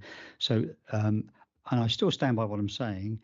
The gradient is going in the right direction, and I'm comfortable with what's happening. There may be individual cases where things have gone wrong. That happens with every organisation. I'm very happy to look at any individual cases, but overall, it's going in the right direction, and providing we can recruit and retain staff, it will continue to do so. I feel certain about that. Thank you, Councillor Audit. Thank you for extending all the 7 questions. It was most enjoyable. Lot 8, not lot 8, not at work anymore. Motion, item 8. There is one motion on notice to hear this evening. The motion is regarding Leicestershire County Council's Children and Family Services Ofsted rating. May I invite Councillor Ronan Brown to propose and outline the motion. The mover of an on notice motion may speak for up to 10 minutes. Thank you, Councillor Brown. Yeah, okay. I'm not going to take 10 minutes, and it wasn't my motion to begin with. So, yes. Unfortunately, the person writing is not able to be with us today. So, basically, the motion is that I would like to propose is that Melton Borough Council congratulates Leicestershire County Council's Children and Family Services on the recent Ofsted report, having received the rating of outstanding. It's a testament to the lead member, Councillor Deborah Taylor, together with the Children and Family Services staff, for their hard work, dedication and commitment to the benefit of children across the borough of Melton and Leicestershire. And I would just like to go on and just briefly say that considering all the challenges that children's services have across the country, across England, Wales, Scotland, Northern Ireland, I think it is a testament to the way the County Council is performing.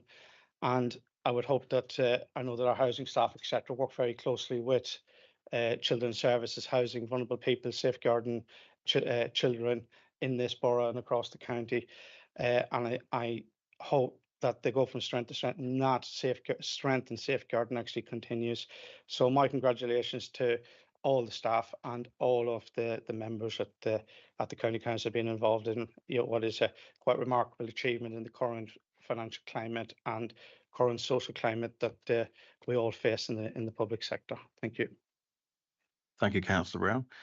Can I invite Councillor Simon Olsen to second the motion?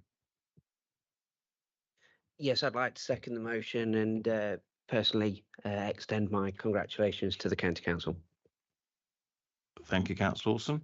I will now open this item to debate and invite members to raise their hand to indicate whether they wish to speak. Please note any speeches must not exceed 5 minutes.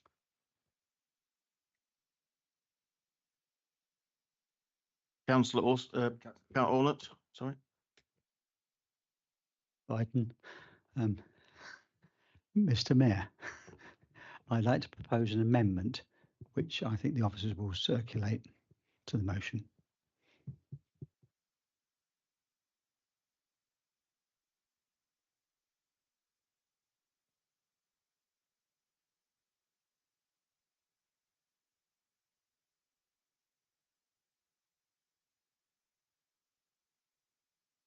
While it's being circulated, Mr. Mayor, I'll carry on for brevity. I think it's right that we congratulate the department for its work. I think the wording just needs to be altered in terms of the amendment. It's always been, I'm a former county councillor and vice chair of social services, so my heart and soul is in what's being said. But as broadly speaking, I think it's not appropriate for one council to congratulate another councillor from another authority. It's not normal protocol. By all means, congratulate the authority and all the staff, and that's why I put it in the wording I've done. Now, I want to emphasise, I have no angst against the councillor named. In fact, she's a lovely person, and I've found working with her, she's a very good chair, and she certainly knows her onions. So it's not a personal attack. I'm simply saying that what we need to emphasise is that it's the staff that's done all the work. I know that the assessment would have undoubtedly said that the leadership is good. I would expect them to do that, and I'm not decrying from that fact. All I'm saying is it's not normal to do it in this, to name somebody in this way. After all, would the county council put down a motion thanking me for having prevented the swimming pool from closing and providing schools around the borough with the ability to deliver the curriculum just because they are the local education authority? It'd be a nonsense. The people who've done the work are people like Jake. So I'm moving this amendment without any angst or anger because it's more appropriate. So I move that the motion is amended as stated on the paper that's been circulated, and I'm looking for a seconder. The amendment, do we have a seconder? Councillor Thwaites. Yeah, I'm very happy to second the amendment, but reserve my right to talk later. Now open this item up for debate. Yeah, well, obviously I wasn't the author of I was going to second the proposal. Happy to run with that. That's quite acceptable. Nothing in that amendment that I haven't said, and the leader knows my thoughts. Yeah, okay, thank you. Should we now go straight to the vote, or yeah? Sorry. Right, Marilyn Gordon wants to say a word.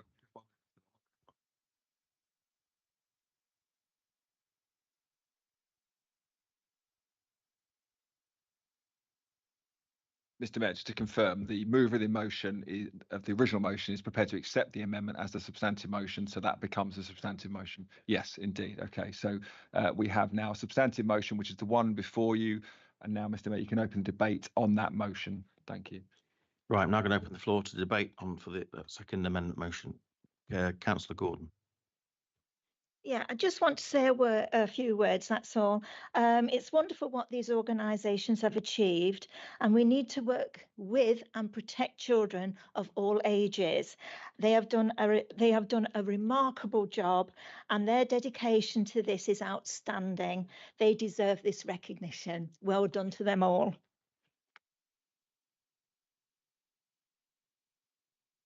Councillor Lumley.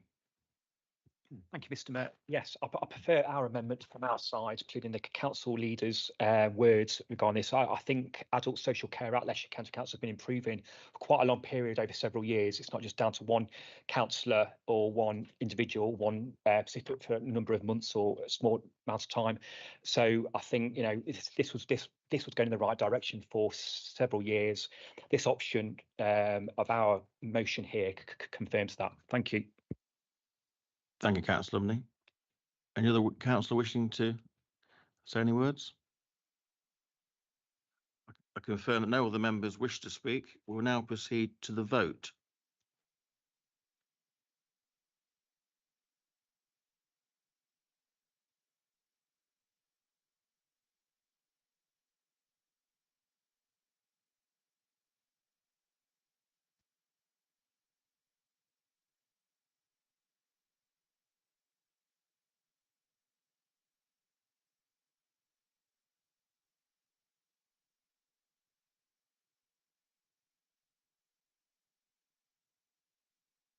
Thank you, councillors. It's unanimous. It's all in favour that the motion is as stated.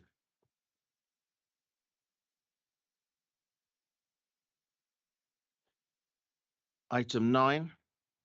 I will now invite the portfolio holder for the Corporate Finance, Property and Resources, Councillor Cox, to present the Cabinet recommendations to Council on Treasury Management Annual Report of 2023-24. Councillor Cox. Thank you, Mr. Mayor. I'm pleased to present this annual report covering the Treasury management activities for the financial year 23-24. No new borrowing has been undertaken this year, and therefore borrowing remains within our statutory limit. The investment return for the year has been over 5% at 5.0% compared to 2.19% in 22-23. That has had a positive impact on the investment returns and has helped mitigate some of the financial pressures being faced by this council.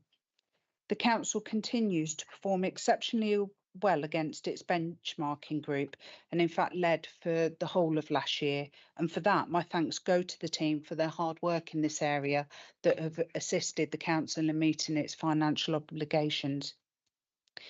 Of note, within the report, the council holds a 2 million in a property fund, which has seen good returns over the years it's been held and has benefited the council's revenue account. However, the council continues to carry a notional loss in valuation on this fund of 225,000. That has increased further over the previous year, but the dividend yield, however, has been increasing. At present time, this loss does not impact on the income and expenditure account, but that could change in the future depending on government regulations. And therefore a fund has been set up to recognise this risk, which is based on budgeted contributions in 24-25 and currently stands at 190,000. I'm happy to present the report. Thank you, Mr. Mayor. Confirm, Councillor Cox, you're proposing that as well. Yeah, thank you. Do I have a seconder? Councillor Ornett. I will now open this item to debate and invite members to raise their hand to indicate whether they wish to speak. Higgins, you hear? I know. Yeah.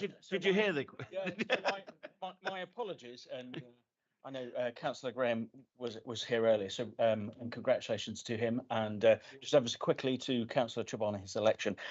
As I've just come through that, I've only heard part of the debate if the monitoring officer thinks I can vote on it. I've read the paper, but I've come in part way through.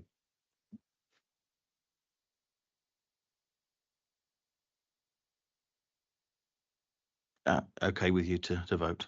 Okay. Is it still open for debate? Anybody else like to say anything? If not, can I confirm? Yes? No? Can I confirm that no members wish to speak?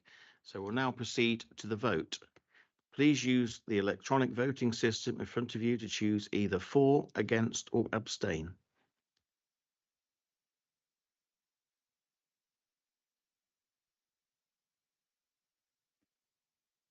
One more than last time. Unanimous. 23. Thank you.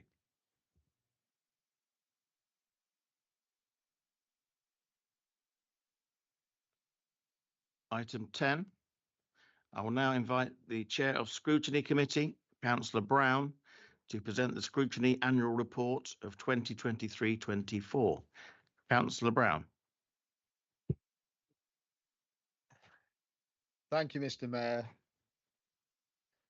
Rather routing in the back as usual.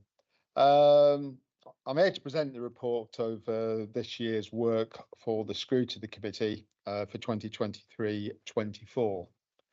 The Scrutiny function acts as a critical friend on behalf of the community to improve services and improve decision making inside and outside of the Cabinet.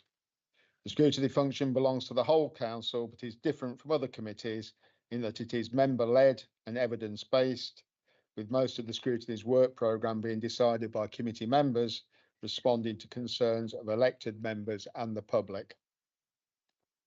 I've certainly been honoured to serve as chair since May 2023. I was new to the role of chair of Scrutiny. I was also new to the council at that time, along with a lot of my colleagues here. And it's certainly been a steep learning curve. And I'm hugely appreciative of all the support I've received from officers and from fellow members of the committee and the wider council. And I'd like to certainly commend the hard work and dedication, specifically the Scrutiny Committee members themselves, because if you study the report, you'll see that we've covered a lot of ground in the last year, which wouldn't be possible without their commitment. The year has been busy. We've considered a number of topics which are summarised in pages 5 to 9. Members have also continued to deliver the scrutiny agenda that's set out in the annual work programme at the start of the municipal year. The committee has provided comment and feedback to Cabinet, as well as provided input in areas of policy development, for instance, in the future provision of housing support. I'm very grateful to officers in the democratic services who have supported the work of the committee members, in particular the Council's Scrutiny Officer, Adam Green. But I think I must add that we've had a huge amount of support from a range of officers who've appeared before the committee or presented reports to the committee during the year. I'd now like to take you line by line through the report. Only kidding. Objection. Only kidding. The report is there for your consideration, but I would like to draw attention to a couple of items which I think exemplify some of the detailed work we've done this year. On page 11, you'll see a summary of the work we did around the housing support review, intensive housing management service, which is a particularly good example of how we could work across the chamber. It was a collaborative exercise, but also different parts of the council's organisation, which Scrutiny contributed, I hope, a significant input. And also on page 13, we undertook to organise a tenant engagement workshop. And again, you'll see in detail there what flowed from that. And again, another example of the committee taking time to look at issues of importance to our residents, and particularly in this instance, our council tenants, that are of importance in great detail, and to reach out and involve the users of the service in the process. And I think we produced some good outcomes from that. So other than that, Mr. Mayor, I won't go line by line through the report, but I do commend the report to the council. Thank you. Much appreciated for that. So I take it you're proposing, and do we have a seconder, please, for that? No. Councillor Thwaites. Can I confirm that? No, I would like to open this to debate, to invite members to raise their hand to indicate whether they may wish to speak. Councillor Ornett. Mr. Mayor, very briefly, I want to thank the whole of the Scrutiny Committee for its contribution to the discussions we've had at Cabinet, and in particular, the last point that Councillor Brown mentioned, the quality of the decisions around the housing proposition was substantially improved, and as a result of the work that they did. And I fully endorse what Councillor Brown said, that it was a cross-party discussion, very constructive, and it was very refreshing. And I hope there'll be more of that type of activity with Scrutiny having small groups looking at specific topics, because I think that's a vital role within this council as it's currently structured. Thank you, Councillor Ornett. Yeah, I was on Scrutiny as well, and yeah, he's done a very good job. Thank you. Now, can I confirm no other member wishes to speak? Right, the recommendation is to note, and I can confirm that this report's been noted by the council. Thank you, Councillor Brown. Item 11, I'll now invite the Chair of Audit and Standards Committee, now he's here, Councillor Higgins, to present the Audit and Standards Committee annual report for 2023-24. Councillor Higgins. Thank you. And I know it's been a very long meeting, so many members will be very pleased. I'm not going to go line by line. And in the very brief time I was on Scrutiny, I think the chair did say, you get to speak once, and with you, it's not very long. But what I will say is I've been very honoured by all members who've elected me twice to the Audit and Standards Committee as your chair, and to hold the council, including the cabinet and all matters with it, to account. I have to say the last meeting we just had, which was only this week, I would say I thought was one of the best meetings that I've chaired, where members came together and challenged the council in many ways, and also officers. That all said, I would like to thank who was our interim monitoring officer and solicitor to the council, Alison McCain. When she came here, I thought she was absolutely a fabulous appointment. She gave me absolutely reassured support without fear or favour, and that's how, as your chair to Audit and Standards, I would like to be. Equally, I'm very pleased with the appointment of Clive Tobin, who I think equally has been that strong voice, because the legal part of this council gives us the reassurity that we can move forward. Again, not trying to over praise or under deliver, but I have to say I'd like to thank Adam Green as well, because probably maybe to some of the annoyance of the democracy, I like my papers printed so I can scribble about, and I'd like to thank Adam and his team, who have always given me the papers in the right format so I can perform to the best of my abilities on that. Equally, some special praise has to go to Dawn Garton. When we had some of our first meetings, and sometimes offline, members were challenging, and in the right way, because if you look through the report, Audit and Standards is non-partisan, and I've been really impressed with how all members have approached Audit and Standards in a non-partisan way. And while Councillor Brown and myself, we're probably on a particular part of the spectrum, we've always got on really well in how we believe that we want to do right by that. But the committees probably we lead have done really well at keeping that non-partisan side. But going back to Dawn Garton, we had some training one time, and you were over there, and you said when some difficult questions were asked, and through the training that we had through the third parties, you came to all the members afterwards and said, don't feel that you can't ask us those questions. And you said it's important that you challenge me and challenge us as officers, because then we know that we're trying to do the right thing as well. And I would say anyone who goes on audit and standards, please ask those difficult questions. Please continue to hold the cabinet to account, whatever that cabinet is. And please also be true to yourself and to the community that we serve. Just ever so quickly, we've held some very good scrutiny reports, and I would like to thank anybody who's been on that. Councillor Ian Atherton always says, "How was it before?" And that's absolutely the right way to be. How have we progressed? And thank you for that. Councillor Jim Adcock, sometimes you and I have offline conversations. I need some support sometimes, and I need to know, am I right in thinking of some of that stuff? And because of your background, I would like to thank you for that support.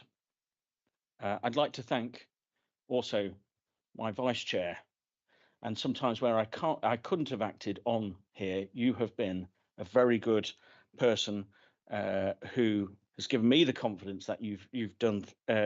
You have promoted audit and standards, and so I do commend this to the chamber. I'll just touch on one very little point, because we have said this at our last meeting. Audit is huge, but it's audit and standards. And while the report mainly is audit centric, you will see it part of it, some of it's standards. Since I've been chair, no standards has come to us. That said, I have said probably any time we have debated that, I will stand in that chair to make sure that any standards matter will be dealt with robustly, fair, and most importantly, fairly. It is so important that people have absolute confidence how that works.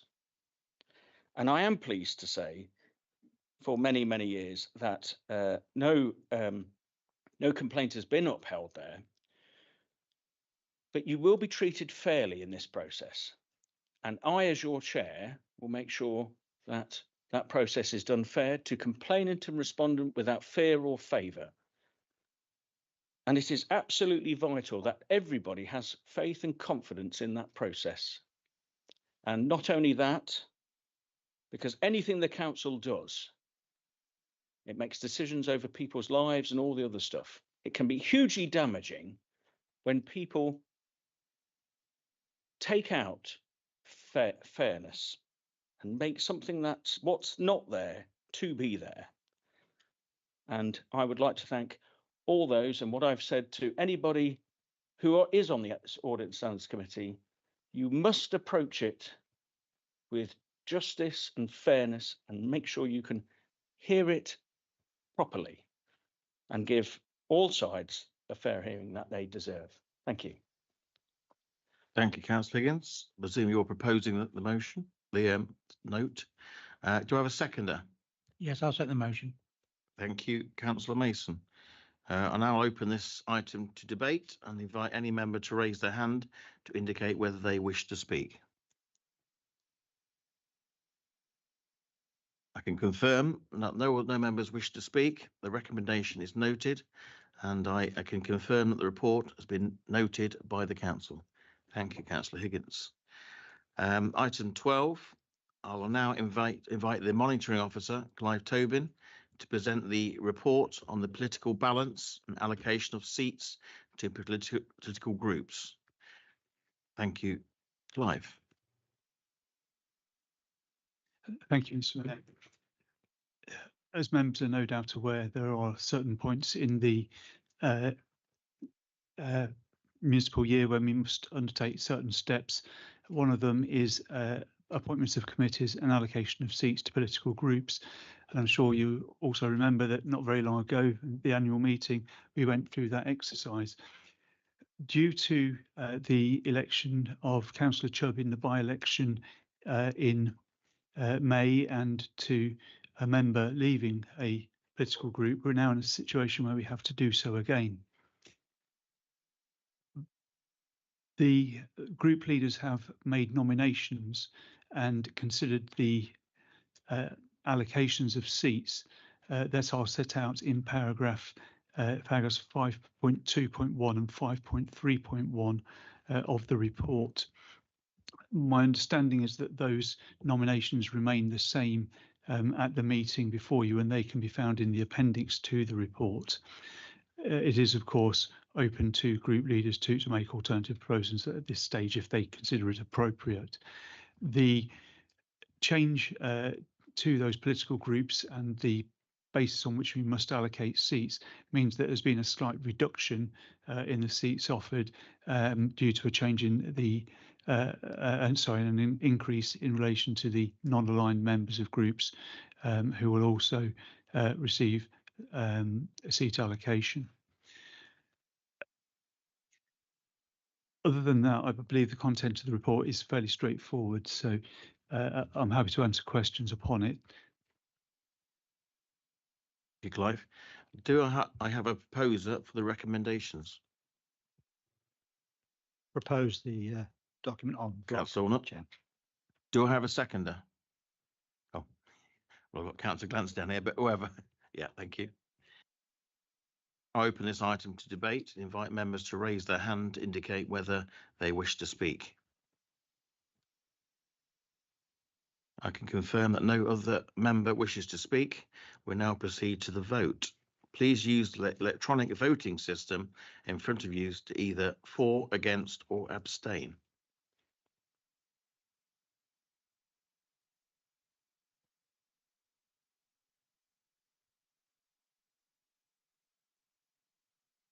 Have I not voted?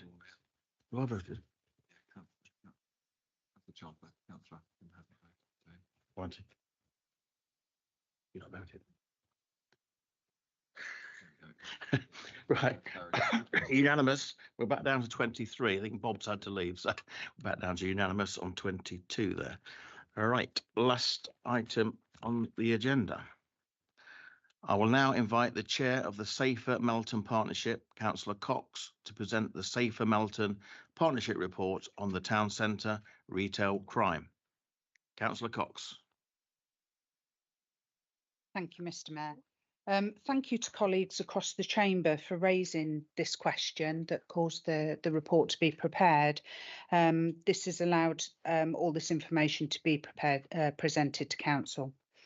The report shows the continued collaborative work taking place locally and the engagement that's taken place with retail workers to support them and the perceived rise in crime they've experienced through the cost of living crisis.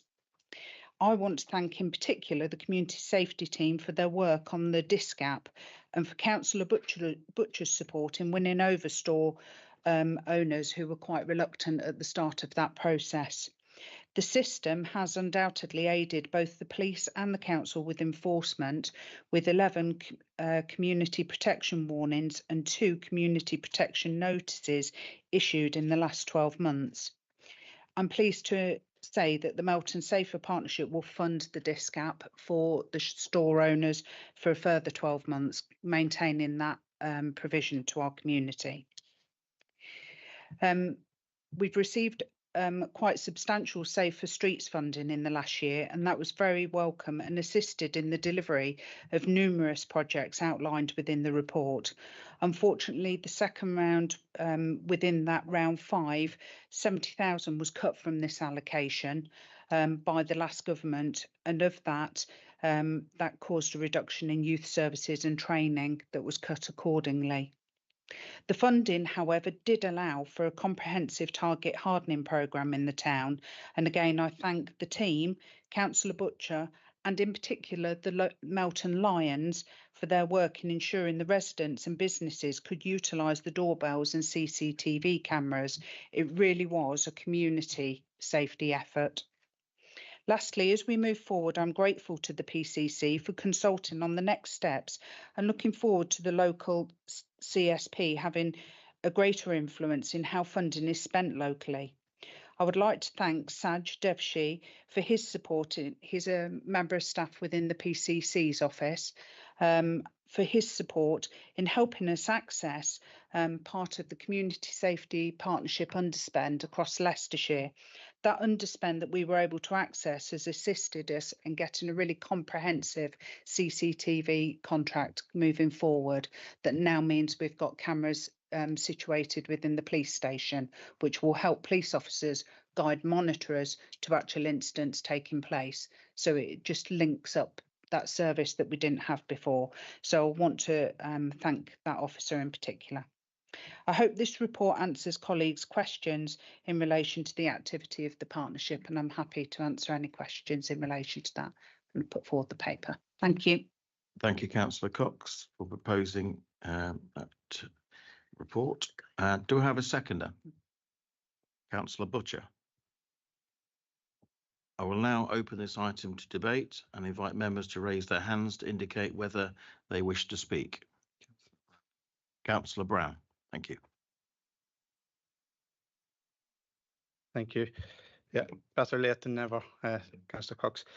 Actually, this is a good news story. I think back in December we heard all the gloom and doom, the things, kids were running riot and people were stealing out of the shops. Actually, you had a good story to tell here if we had been able to present it at the time.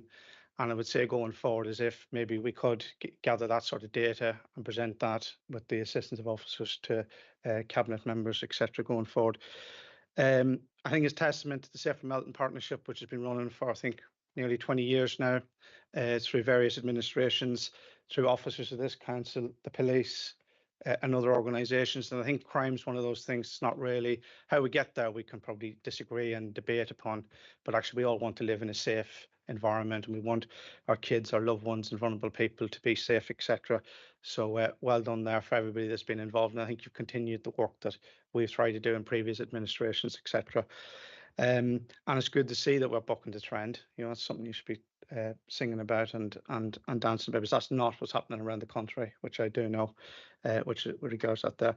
I think, yeah, putting a bit of politics back into it is, you know, it is testament to the Office of the OPC and Rupert Matthews that there is still money going into this, and I totally agree with you. I'm going to be meeting Mr. Matthews shortly in September, and I will lobby on behalf of the council overall, party politics aside, to everybody, and I'll be meeting with Mr. Matthews and our MP, who I meet with on a regular basis.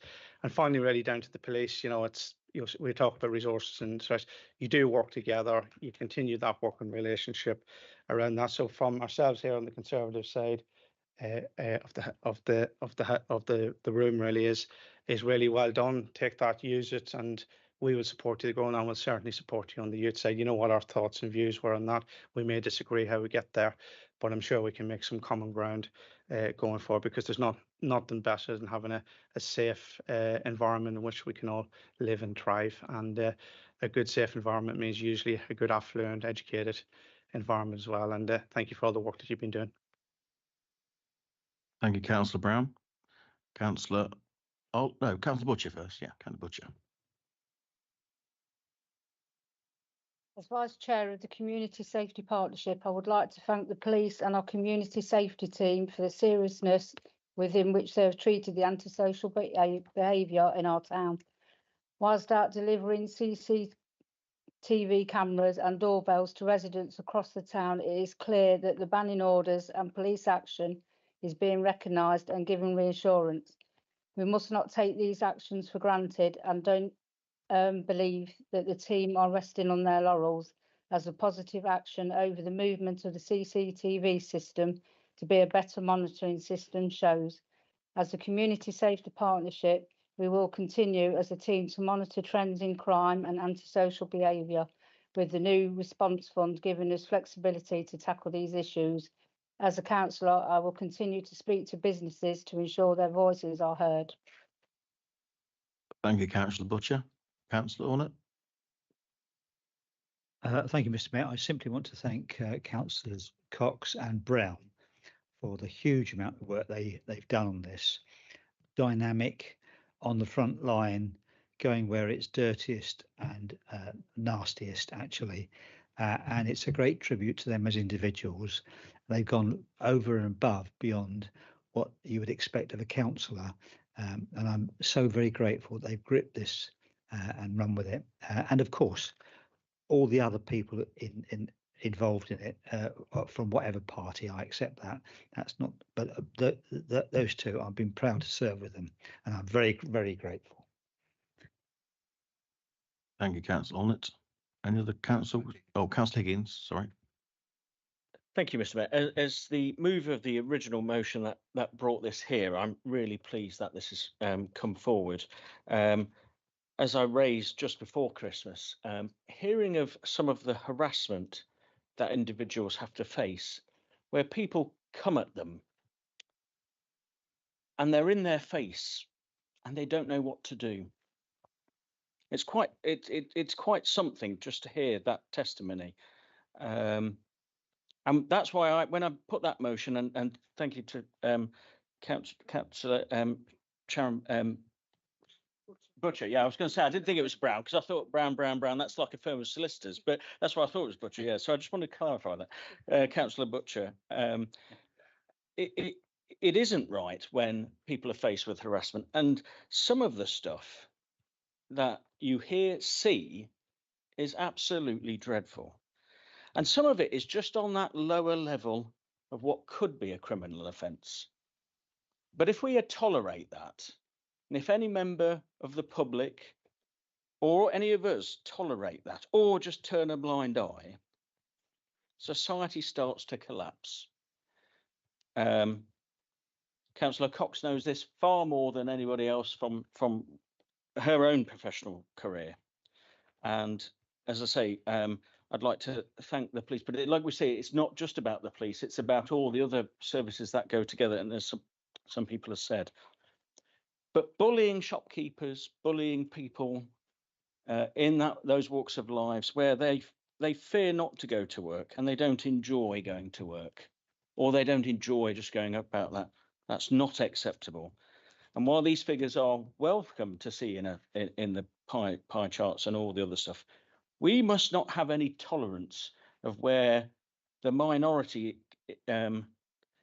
it still is too high, and we've got to support those people. And anyone who's bullied or harassed, we must stand side by side with them and not stand to have any ignorance of it. And anybody who targets our wonderful shopkeepers and retail workers who've served so well during the COVID period, they need to be a bit more grateful rather than upset them and make them in fear of their work. So I'm very pleased with this.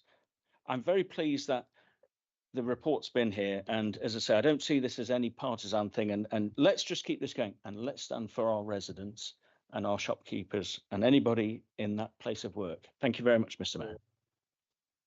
Is there any more councillors want to say anything before I pass it back to Councillor Cox? No, Councillor Cox.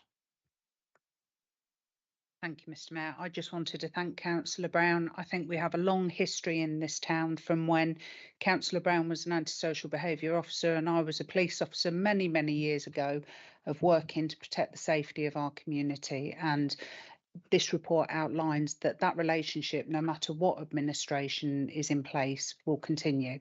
And it is all parties to take part in that, and for us all to feed in that information so we can take appropriate action. And I look forward to working with Mr. Matthews going forward as he does his review of the CSPs. Thank you. Yeah. Thank you, Councillor Cox. Just before we do close this meeting, I've been passing. Oh, sorry. Just confirm the recommendations is to note, and I can confirm this report has been noted by the council. How remiss of me. Thank you. Right, I've been passing a card round. As you know, Nick Rushton is not very well. I think one or two people have signed a card. And if you'd like to sign before you do go this evening, I'll leave it on here.